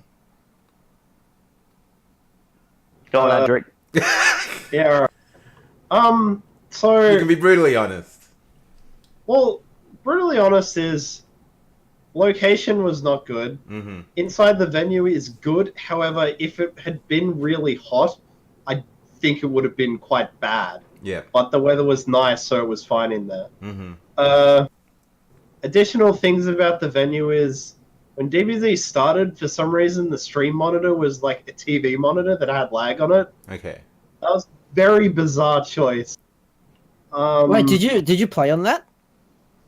No, I was talking to Nakil.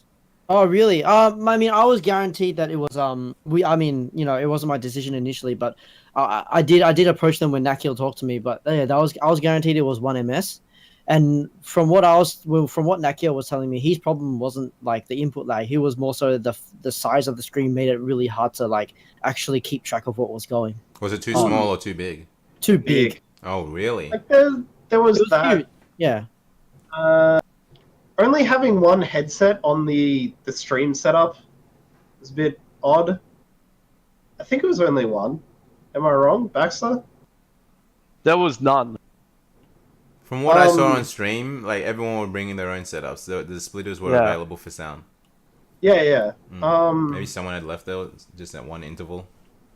I just remember because when I was playing, I think it was Kindevu, like looked at me and looked at the headphones and was pointing at them. And I was like, yeah, go. Mm-hmm. One of the setups I was playing on, which I pointed out to dreadtech after, was not patched.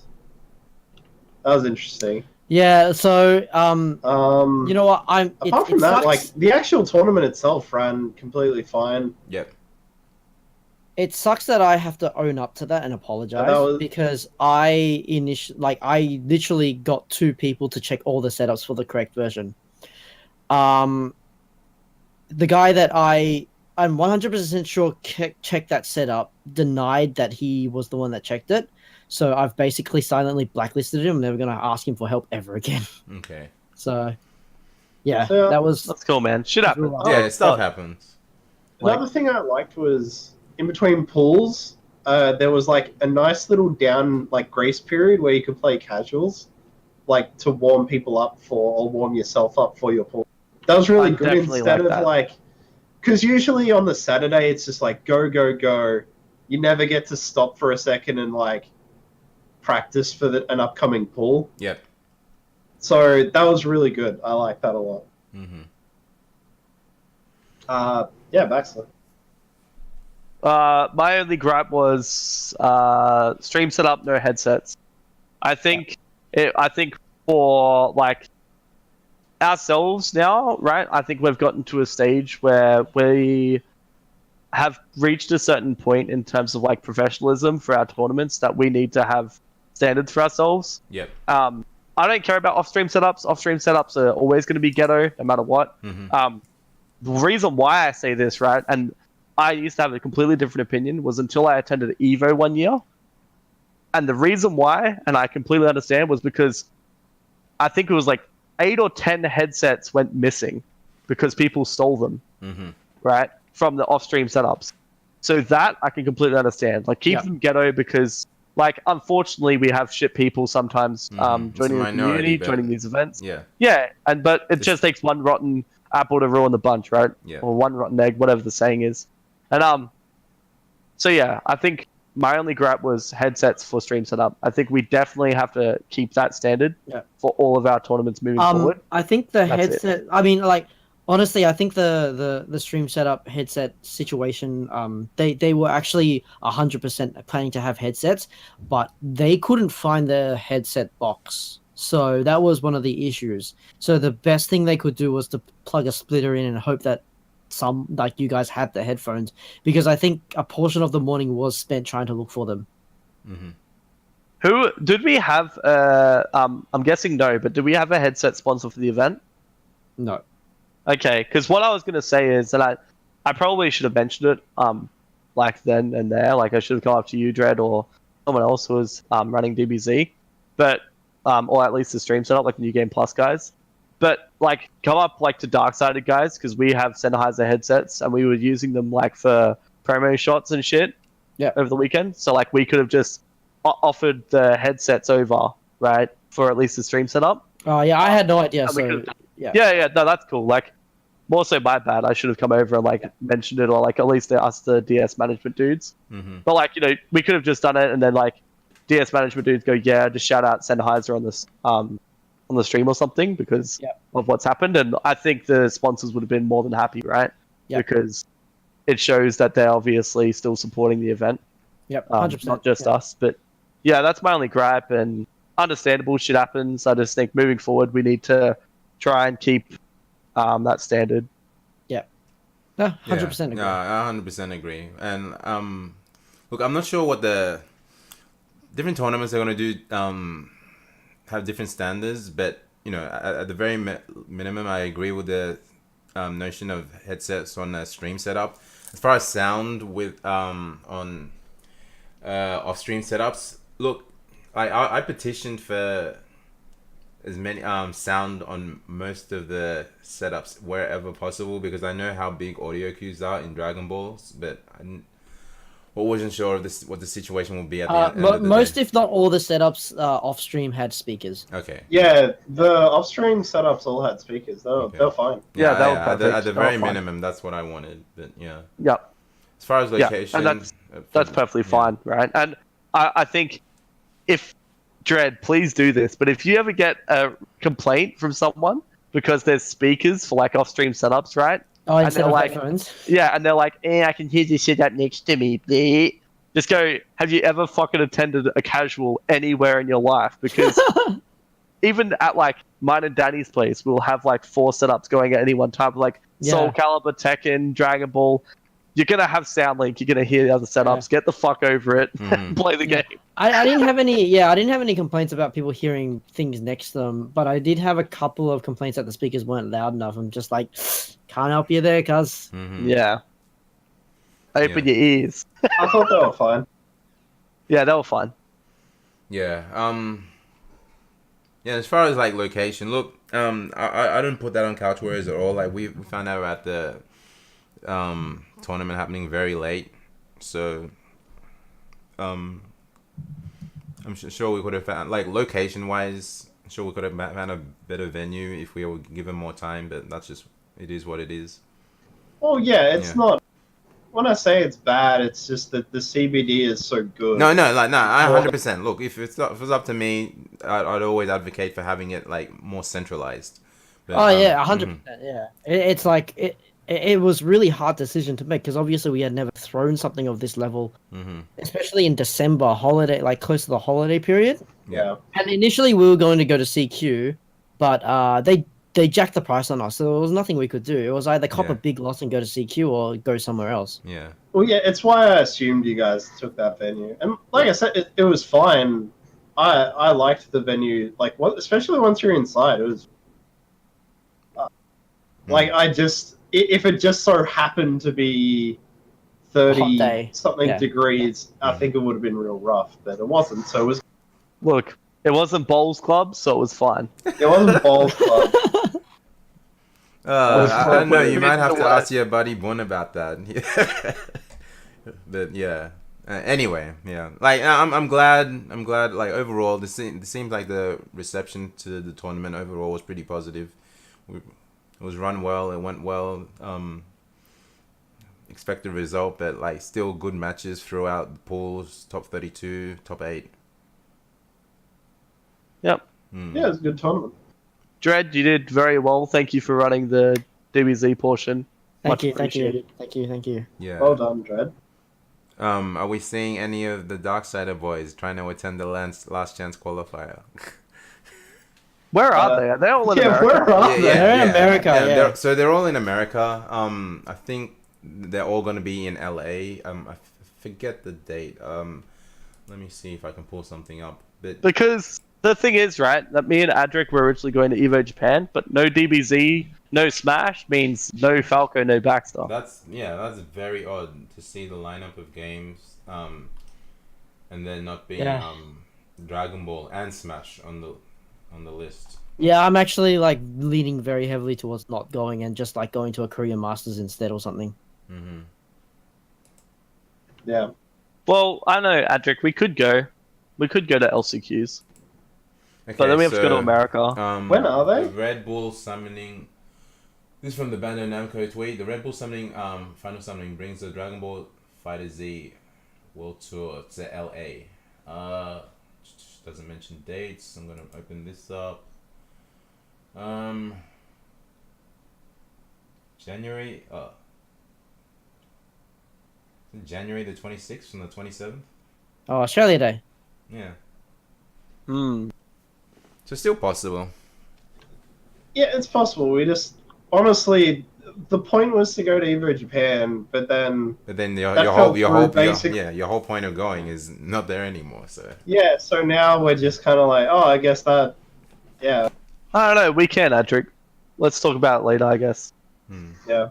Well, let's sleep on it. Talk about it tomorrow. All right. See how we feel tomorrow. If you guys aren't, just hypothetically, if you guys aren't attending, who are your picks to win those last 4 qualifiers? So, assuming everyone goes, shit. There's so many good players. Touch Carla for sure. Yep. See, I just want to point out that, like, just because of, I don't know, maybe the peer pressure, or how everyone acknowledging how much second gets blue balled, he gets flown out to. That was his prize for second. He gets flown out to the last chance qualifier. So, yeah. Wow. Yeah. That's a pity prize right there. Look, sorry, bud. You can come to this other tournament though. We promise you. You know, this time you might be able to win. Yeah, definitely touch Carla. I think. I would have said Kaimat, but as of late, he has definitely dropped off. You said who? Sorry. Kaimat, also known as Kmart. Okay. I actually think the Kill Sage will. Oh, Alione. Okay. If Alione is attending, Alione will definitely qualify. And then I probably would say, overall, I would probably say Supernoon has a very good chance. I don't think Nakil. I don't know why. I don't know.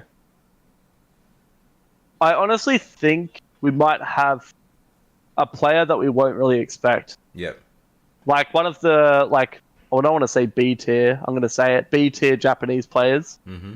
For me, that's Aqua. I think Aqua might make it. If he enters, I think Aqua might. Yeah, like Aqua, Superboy, Verdane. Verdane would be fucking hype. I still believe in Moke as well. Oh shit! Yeah, Moke is actually Moke. very good. I completely forgot. Yeah. Yeah. All Yeah, right, Moke are 10s. Moke, Tachikawa, Alioun, and I think to kill Sage. I reckon he's gonna. Nah, I'm putting my boy Superdune. I think probably not. I'll give you $20, Patrick. $20. I think I'll fucking also take that $20. $20, yeah, I $20. think also look out for Dogura, depending on how he plays. Has he been playing still? I'm not too sure. But he's always that would make me lean towards whether he would. The only reason he didn't come to Australia was because Capcom lost Chance Qualifier. Yeah. That's the only reason. But yeah. And I think he came like 7th or something. It was pretty close. I can't remember, but I think he did pretty well. But yeah, still, it's gonna be one hell of a day. Well, Adric, I think. Sorry, I've just been thinking more about it. No, go on. There's 4 spots, Adric. Right? Yeah.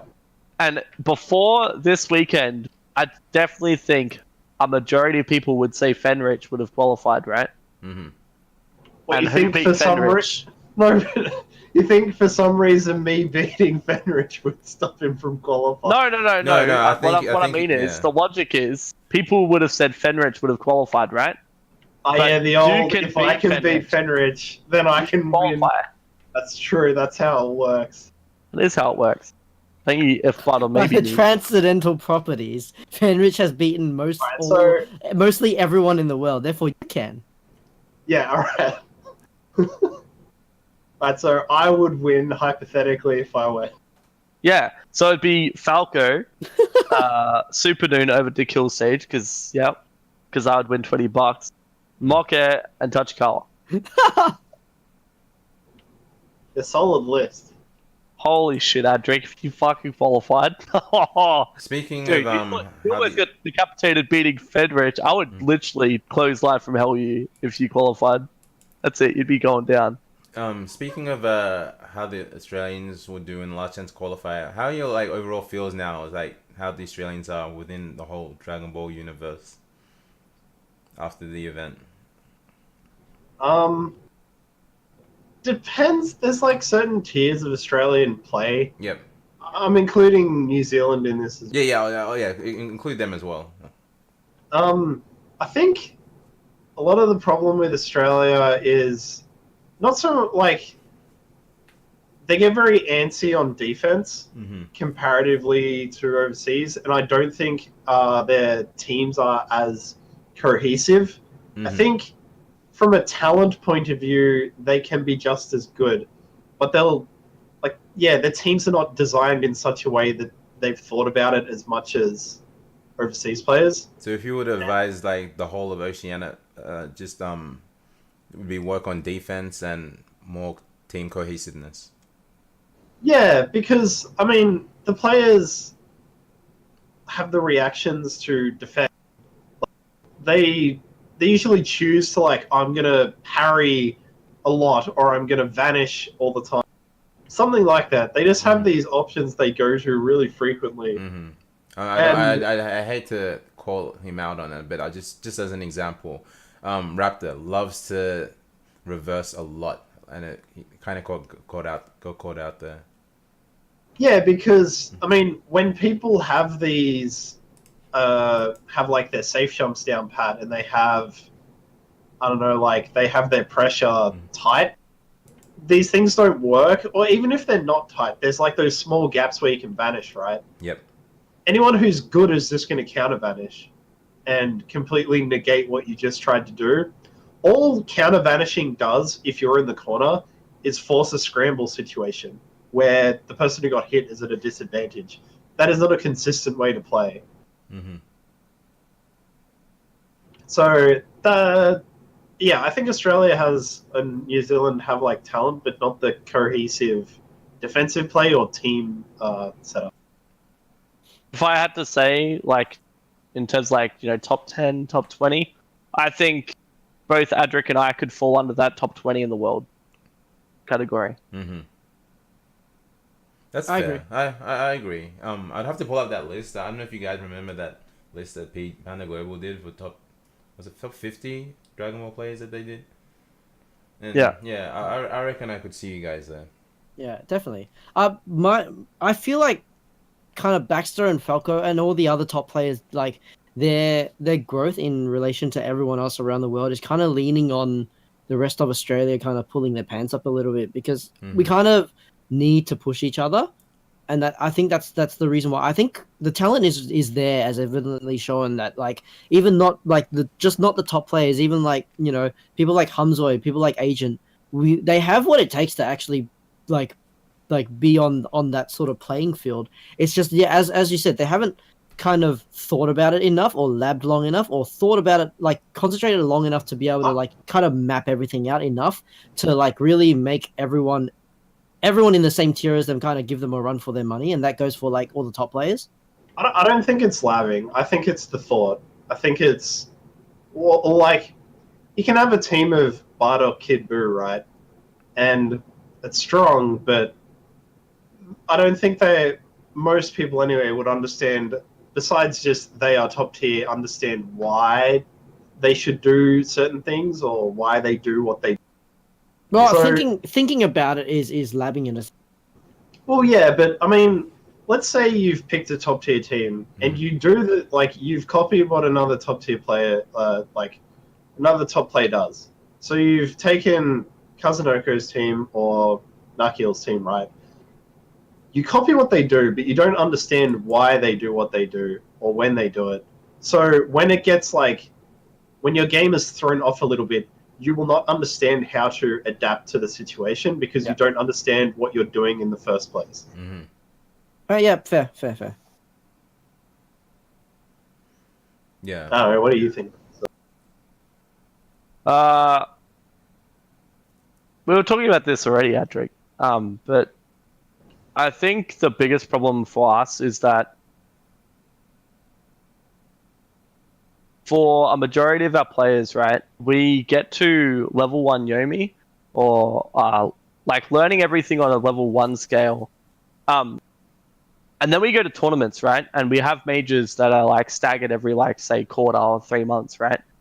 And we've learned the level 1 tech with our team. We're very confident with level 1 tech because we attend our locals, or we play online, and that level 1 always works, right? Because we're generally versing people who are not as skilled as us. Then we go to a major tournament where we verse now the people who have also learned the level 1 tech from all the other regions around Australia. And we find out that our level 1 tech doesn't work against everyone. Yep.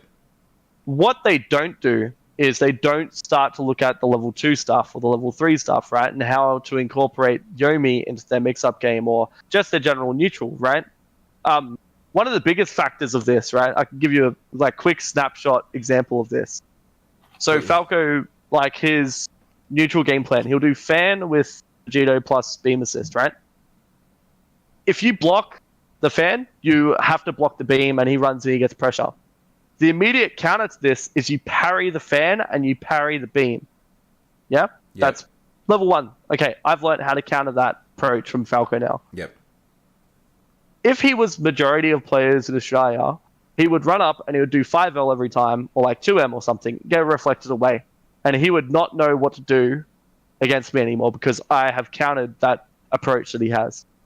So level 2, it's a very basic level 2, right? I'm using this because it's an easy example. Level 2 is he runs up and now he does a Dragon Rush, right? Because he knows that I'm mashing Reflect to try and beat Button, right? Mm-hmm.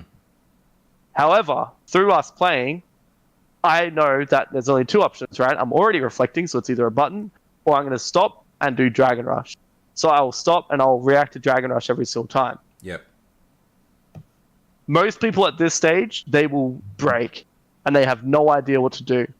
And this is generally what we see with Australian players, and not just Australia, internationally as well, with the mid to high mid-level players. Yep. That's when they'll go home after a major and they'll go, I need to change my team. I need to pick a better character. I need to do this rather than trying to learn that next level of Yomi with my team, right? And I think that is what creates not a lower level of play, but it prevents us from keeping up with the rest of the world in terms of our top level players. Because what that does is that instead of now Falco learning the level 3 Yomi, level 4, level 5, right, and keep advancing and growing his approach and his answers to this counterplay, I would go home, I would change my team, and then he would have to learn again, right? And rather than him advancing and getting a more clear understanding of all the different types of scenarios that he can put himself in for his one approach, he now has to learn from the ground up because I've picked a new character. Mm-hmm. Yep. So by the time the next major rolls around, I might beat Adric this time because he doesn't know how my team deals with that approach on a level 1 scale and level 2 scale. And until we've cycled through all of the possible variations or variables of the level 1, level 2, we don't see that next step up or that next step in evolution of our gameplay. And I think that's what keeps Australia and New Zealand that step behind the rest of the world when we look at Europe, America, Japan, Korea, places like this, because they have those character loyalists who they stick there in the lab and they will lab, all the different solutions to these approaches or offense options or defense options, which helps the other player they're versing also, evolve into that next level. So you think it's more of a issue of people not being loyal to their characters, or it's just the mindset and approaching it the wrong way? Mindset. It's a mindset behavior. Yeah, because sometimes picking a different character is warranted. Yeah. So my team at the moment, for example, right, Vegito, Broly, Goku, it's fine, but Vegito and Broly don't do anything together. It is not a complete team. Like, they have a tiny bit of combo synergy, but besides that, it's just like, I call fan and neutral to annoy you. That's basically it. It doesn't do anything else. Yep. So, like, me switching characters then, like, keeping the core of my team is probably a good idea. But, I mean, I could just stick it out with Broly, Vegito, and Goku, but I don't know. It doesn't seem like a smart move synergy-wise. So that's like a good switch, right? Whereas when you have like people who pick Bardock, Cell, Vegeta, they have one of the best teams in the world. Like, that team can take on anything. Mm-hmm. Switching from that team to like another top tier because you feel like 16 is going to win you the next tournament, that's when it's like, that's not really, that's the level 1, level 2 thing Baxter's talking about. Yeah. And the reason why I say it's more of a behavior thing is because, don't get me wrong, I've used the most simple like way of explaining it. Sometimes to figure out that like level 2, level 3 version of Yomi can take a long time to try and figure out, right? Because it's not as simple as maybe just jumping in the lab and labbing different scenarios. It might take 1,000 matches versus that player or that character or those sets of characters before all of a sudden you get that light bulb moment and go, oh shit, I can prevent that scenario from popping up if I play in this particular way. Yep. In neutral, right? So I understand why people do it a lot of the time. I just think that we're too quick to these easy scenarios or easy solutions rather than trying to stick it out. And Abby, like, and Dread, right? Because you're also, pro Tekken now, which is cool. I think this is why Australia is seeing really good results now in terms of international exposure and international play for Tekken, because Tekken, out of most fighting games, has stayed the same through its iterations, right? Yep. There is a lot of crossover. So because the game has stayed so similar through its iterations, right, from game to game, we are forced to learn the next level in Yomi because the game is staying the same. We can't simply just go to another character because it's been the same for 10 years. Mm-hmm. You're forced to learn. It's the same set of universal moves. It's the same set of like characters that pop up. So you have to learn it sooner or later. Yeah, exactly right. And I think that's why we're really good at the moment. Like our spot in Tekken, Australia-wide, and New Zealand as well. Like Dan Benter's been doing really well, right, as of late. Mm-hmm. I think that's why we're starting to see really good results. Not saying we haven't done so in past, but now on a broader scale, right? A lot more of our players have a lot fairer chances internationally because we're forced to learn. Yeah, I agree with that 100%. Because over the weekend, there was actually a really good example. Because after everything was kind of done, I think a lot of people they miss that feeling they get of that giant surge of improvement when they first start, and they think that switching characters will give them like that kind of surge again, which just doesn't exist.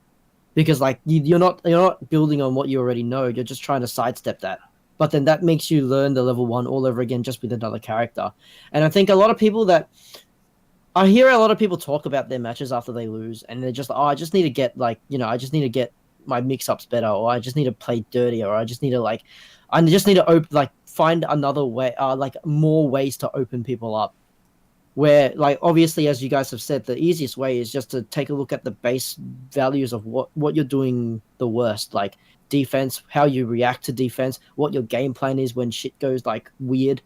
And being able to build on that is like the best thing you can do. Because if you've already asserted your offensive game plan, all you need to do is make sure that you can assert that.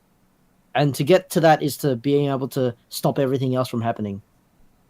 Well, in games like Marvel and Dragon Ball, for example, offense is the easiest thing because you can lab block strings and combos and hit confirms in that way, and it's really easy. It's the defense and neutral part that's hard. Yep. 100%. A couple of people brought it up in the comments as well. It seems like we need to work on guard confirming and whatnot. But yeah. Well, we were talking about this, right, Adric? Because one of, Danny, one of the guys at Queensland was asking Adric and I about like how to improve, right? Mm-hmm. Yeah. And one of the pieces of advice that Adric gave was start watching top players, right? And I think this is a big problem that people have when they watch top players is they don't really know what to look out for.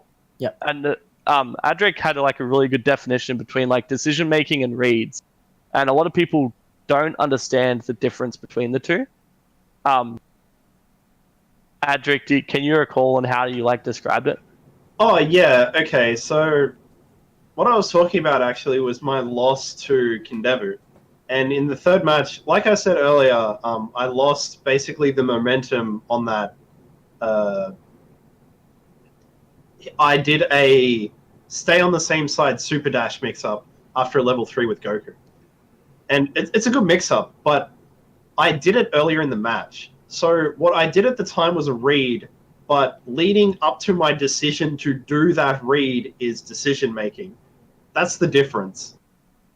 Yeah, so what we're trying to help Danny understand, right? And it might help some people, whoever watches this back. But when we're watching top players' videos, this is kind of what I do, and Adric does the same, right? When we're watching top players, we're looking at the decision-making portion. Because hard reads, anyone can make a hard read, right? Yeah. Watch 8 numbers, he does 3,006 hard reads per round, right? That's how that man plays. But that's his level 1. Yeah, that's his level 1. It's hard reads, but the decision making is the interesting concept, right? So another scenario of this is when I was versing Nakiel, right? Nakiel was doing just Go Tanks mix up all day, right? Had me in the corner, pushing my shit in with Go Tanks. And he cycled through every single option that he had in his arsenal except for Dragon Rush, right? And I was keeping a mental note of this. So the decision-making part for me was I knew that he had gone through his complete arsenal and nothing had worked up until this point. So I knew that because he's been cycling through these options, he was looking for an answer, right? So my decision-making was, I know that he's cycling through options, right? What's the next option that he's going to pull out? What's one that he hasn't used yet? Mm-hmm.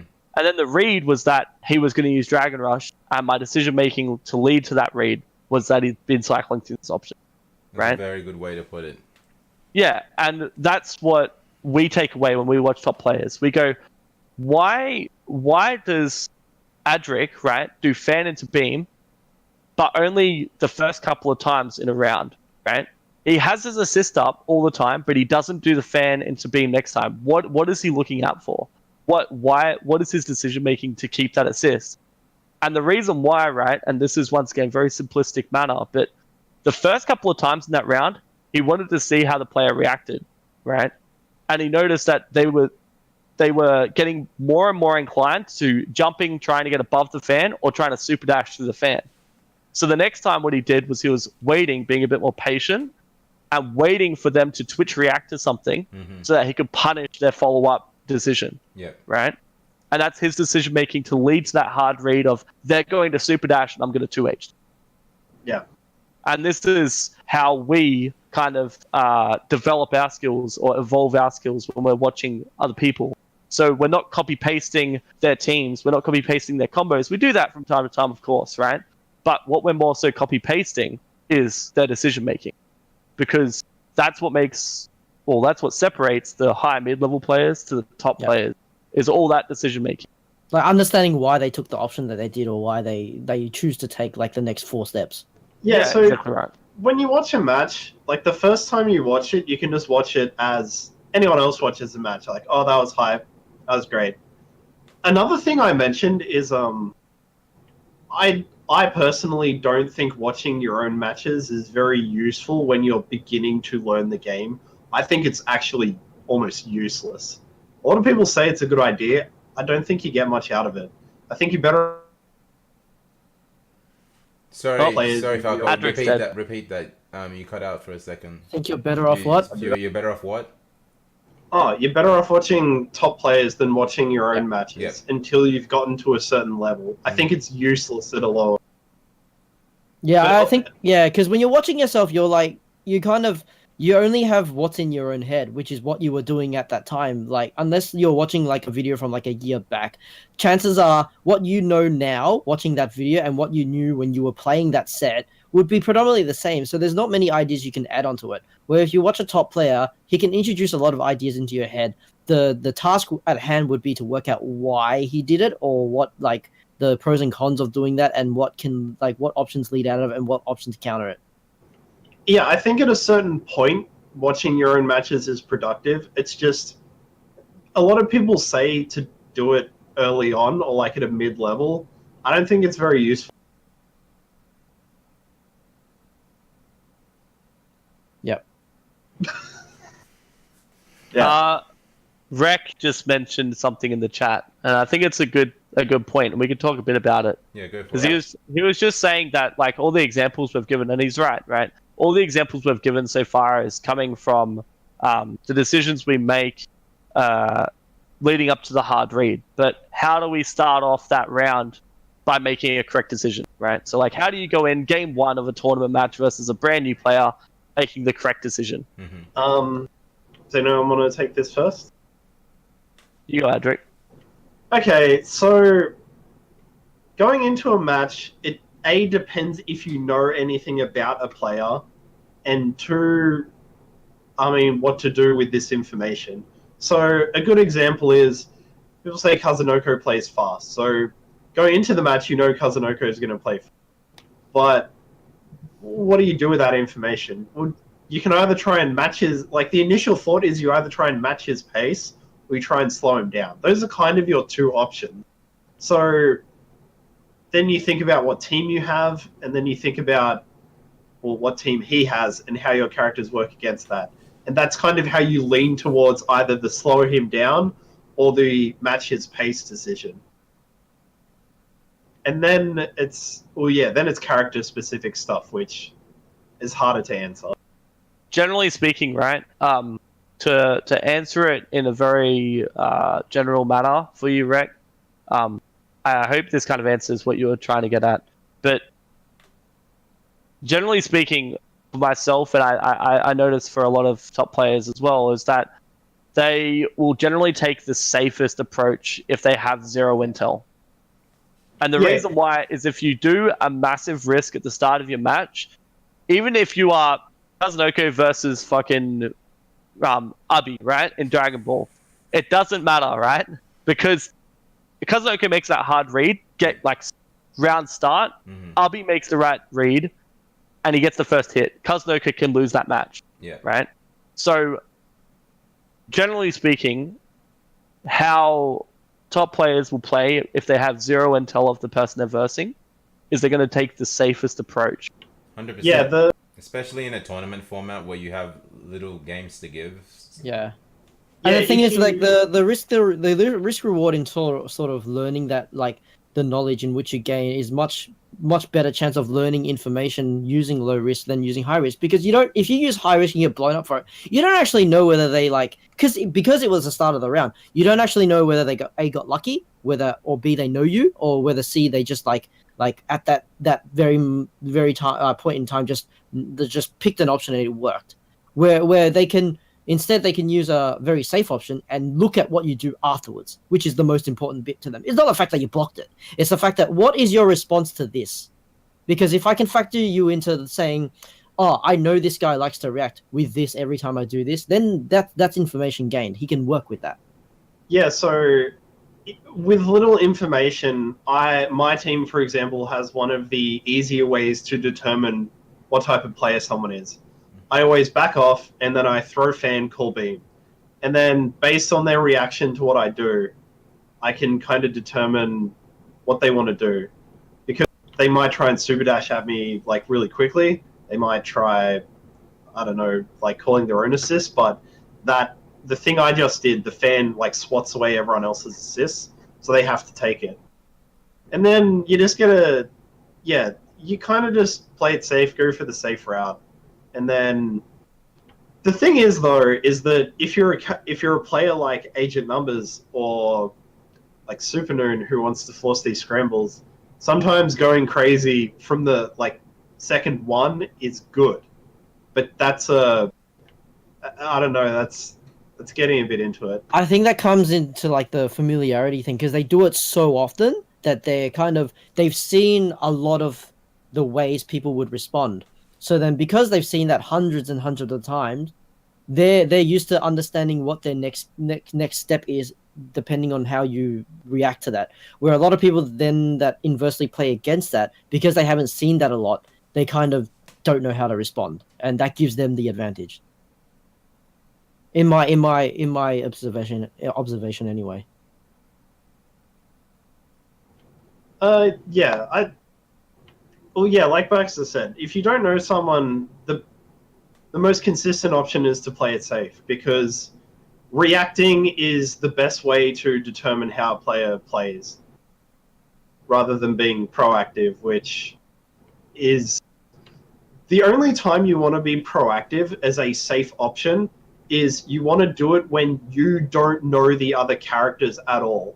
So you know that the only way you're going to win is not letting them play the game at all, because if they're allowed to play the game, you do not understand what they're going to do. Mm-hmm. That's probably the only time being very proactive is the safe option, right? Because, for example, my matches against Lord Knight, I should have been very proactive instead of defensive, because I don't understand Piccolo at like a top-end level, or Ginyu. So instead, I should have just ran at him and forced my game plan on him first, rather than playing it safe. Yeah. Without getting too far into the rabbit hole, Yeah. like, a very simplistic view of it is, if you believe that if you have zero intel of the other player, right, and you are confident within your own skills, generally speaking, it is better to take a less risky approach into the starting of the match, right? What I mean by this is, like, my first match of the tournament was against this guy named Jolby, who I haven't ever seen or played before. How I started off that round, like, immediately, was I super jumped up back and backdashed, right? Because there's very little in the game that stops that, except for like immediate super dash, right? And even then, he doesn't get a massive reward. What I immediately found was that he has 16 on point with 18 assists, and he just held down back, called 18. So I know that he is used to versing people who like press buttons around start, and he counters it with the bubble, and then he counter pokes with the 16. And then the next match, I ran up out of Dragon Rush, right? Because I knew exactly how he opened up the match. But without getting too far into it, it's that kind of decision, right? Yeah. I think it's like one thing, like you said, more fighting game players like in the OC could used to benefit them, the more thinking about their gameplay. Yeah, and I think what we fall victim to is because it's nothing new, right? I've been in the FGC for almost like 7 or 8 years now, Yep. and it's the same argument that we've had for however long. I can remember just joining and people complaining about it. Was people complaining because the disparity we have between our tournaments, or the time that we have between our major tournaments, we fall back into our autopilot structures. 100%. And then when we get to that major tournament, for the first few matches, we're in that autopilot setting, and we can't get out of it, right? And sometimes for some people, that's when they lose people who they really should not lose to, because they're sitting in that autopilot mode. And I think that's what we fall victim to still, right? Even 7 years after me joining. And I don't have a clear way of answering like how we fix it. I think locals is a very good way of doing so, local tournaments. Yep. I also think that what we have room for is for us, people like me and Falco, right, where we live in Queensland and SA, where we don't have local events as much. Well, I do now, but Adric doesn't. Is flying out to like Melbourne Rambats or Queensland Rambats or Sydney YSBs and starting to put the onus back on ourselves, right? And trying to get like those cheap Jetstar flights when they're like $50 to Melbourne to go and send these Rambats for the weekend. And then we can kind of kick that autopilot ourselves. Yeah, that definitely is helpful. I mean, Australia doesn't have those local tournaments on the regular, like you would say America or Japan, but even like for the scenes that have that very small scene, even just having another event every once in a while, if it means you just have to go to another state for every once in a while, would be helpful. Yeah. Alright, well that was one hell of a rabbit hole. They're good, very. I think a lot of people. Sick. No. I think a lot of people needed to hear that. I think we've covered everything. I did before we ended. I did want to get you guys feel just briefly on what your thoughts on how the game is now, given the recent patch, or if you've had time to deliberate. I would say the game is still really good. In terms of current games that are out, it's one of the better ones. It's mainly just Gotenks I would like to see toned down. Were you guys surprised that he wasn't, given where the strong point he was already in the meta? Well, it's so funny, right? Because Ghost Oki became a thing, and then a counter came up to it, which was to call assists on your wake up to eat the ghost. Yep. But they inadvertently buffed Gotenks by adding the defensive cooldown into the game, the assist call for defensive cooldown. Mm-hmm. So you can't do that anymore. You now have to take Ghost Mix up like normal. Yep. So it's really sad that this really cool way of avoiding the Ghost Oki was introduced, and then it was removed, but I don't think they knew they were removing it. Mm-hmm. Thoughts on the game, Baxter, before we round up? Where it's at now? I think the game's really good. Same thoughts as Adric. I think Gotenks just needs to be toned down a bit. Yeah. I think what we will see, I don't know, it's very difficult because the other complaint people have a lot of the time is Yamcha Assist in the game. But I think Yamcha Assist is only good for certain characters. Yeah. And I think if Gotenks gets nerfed, we will see less saturation of Yamcha Assist. But at the moment, right, it's Gotenks Yamcha plus any character you want in the whole game and you're fine. You've got a solid team, a solid foundation. You can definitely win tournaments with that team. Interesting. Yeah, I mean, as much as I hate Yamcha's EX Fist, the character's fine. Mm-hmm. It's just Ghost Oki. It's way too much. And the light auto combo, that also needs to go. Yep. Alright, boys. It was a good Well, like 2 hours. I just wanted to put something out there. As much as I hate Twitch chat and that no one should ever watch Twitch chat at all, I like the fact that they came up with a nickname for Agent Numbers. His name is now Agent Auto. Agent Auto's sick. I like it. So good. It was so good. Yeah. Yeah. Well, yeah. I think we'll call it there. It was a good 2 hours. Covered everything.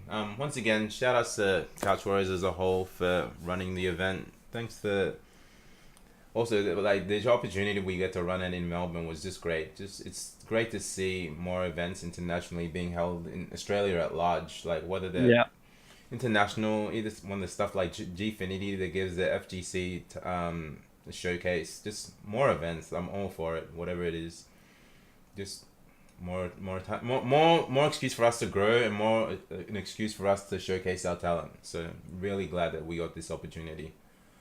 And, agreed. Yeah. Do you guys want to give shout outs before we head off? Dread? Well, shout outs to every single one of you motherfuckers came down from the interstate and internationally. I mean, it just like made the event just so special. You think that, you know, everyone had to just wait for BAM, but we just got another one, you know, like 7 months after BAM, and that was like ridiculously hype. Yeah, and it's just so good to. I mean, and like, I'm a little regretful because like I didn't really get to. If you guys don't know, I played a lot of different games, so I know basically a lot of the scenes. I didn't get to really talk to any of them, to be honest, but it was really good to see everyone again. It was really good to watch some really, really epic fucking matches. Baxter, shout outs? Shout outs. I think shout outs definitely to obviously Dread CouchWarriors for putting on the event. Shout outs to Namco and Twitch for giving Australia like the Saga event. That was like fucking awesome to have an event here. Amen. That I didn't have to fly all the way to America for 15 hours, and yeah, really cool to have it here in Australia. What else? Apart from that, I mean, Adric and I did a lot of filming over the weekend for CouchWarriors CrossUp, and I just are we going to see a blog in the works? No, sorry? No, it's not a blog. Okay. No. It's gotta be one of those Darksided videos, right? Oh No. yeah. Oh yeah, it's a Darksided video, but it's its own beast. Adric came up with it. Adric, tell them, give it a bit of a teaser. What's the name of the segment that you came up with? Well, no, there was two, and they were, I don't know what we're calling both of them, but it was just Darksided After Hours. Darksided After Hours. After Hours. Wow. All right. And let's just say that we recorded 2 different videos. And boys, we were very tired. No, it's gonna be degenerate as all hell. No, it's not. It's wholesome. Whatever, Adric. Whatever. Let's just say poor Will, who was recording it, said it was definitely the most fucked up thing he's ever recorded in his life. So look forward to that. It's gonna be sick. Very much so. Falco, shout outs before we end. Well, I guess I'll shout out our sponsors, since Baxter didn't. So shout outs to Darksided. You have to point to the chair. No, I'm good. So shout outs to Darksided and shout outs to everyone who came down for the event. Thanks for running it as well. And yeah, watch my video tomorrow. Oh wait, can I say one last thing? Yeah, go for it. Okay. I just remembered one of the highlights, right? You asked that earlier, like 2 hours ago when we first started this thing. So I just want to quickly highlight something. And it's not so much like a good thing, but more of a bad thing that did happen like a year or two ago. Yeah. So back when I was part of Exile 5, right? Adric was playing Street Fighter 5 against Cien at BAM. Yeah, and basically I was sitting with Adric and obviously I was like, not so much coaching, but I was just like, you got this, man. Like, the words of encouragement, like you normally would, Yeah. while someone's playing, right? And Adric ended up beating Cien in that set 2-1. And, like we popped off, hugged each other, and, I was really happy for him. So, as it turned out, Cien was sponsored by Razer at the time. One of the sponsors for Exile 5 was Razer. Mm-hmm. So, indirectly, I was, in quotation marks, teammates with Cien. My sponsors, or my managers, did not like the fact that I was rooting for Adric because I was rooting against a team player. Yeah. So, I would just like to say a big fuck you to Exile 5 for that. And I was very, very happy to be able to hug my friend when he beat Fenrich this weekend. Oh, wow. Shoutouts to Darksided. Shoutouts to Exile 5 for giving me that. So, yeah. It's a good story, though. It is a good story, because now I could say fuck you to them. Alright, boys. Thanks again for being on. As far as where to follow these guys, they've all got Twitters. I think Falco's is DS_Falco, Baxter DS_Baxter, and dreadtech is just dreadtech. So Yeah, we're lowercase dreadtech, thanks. lowercase.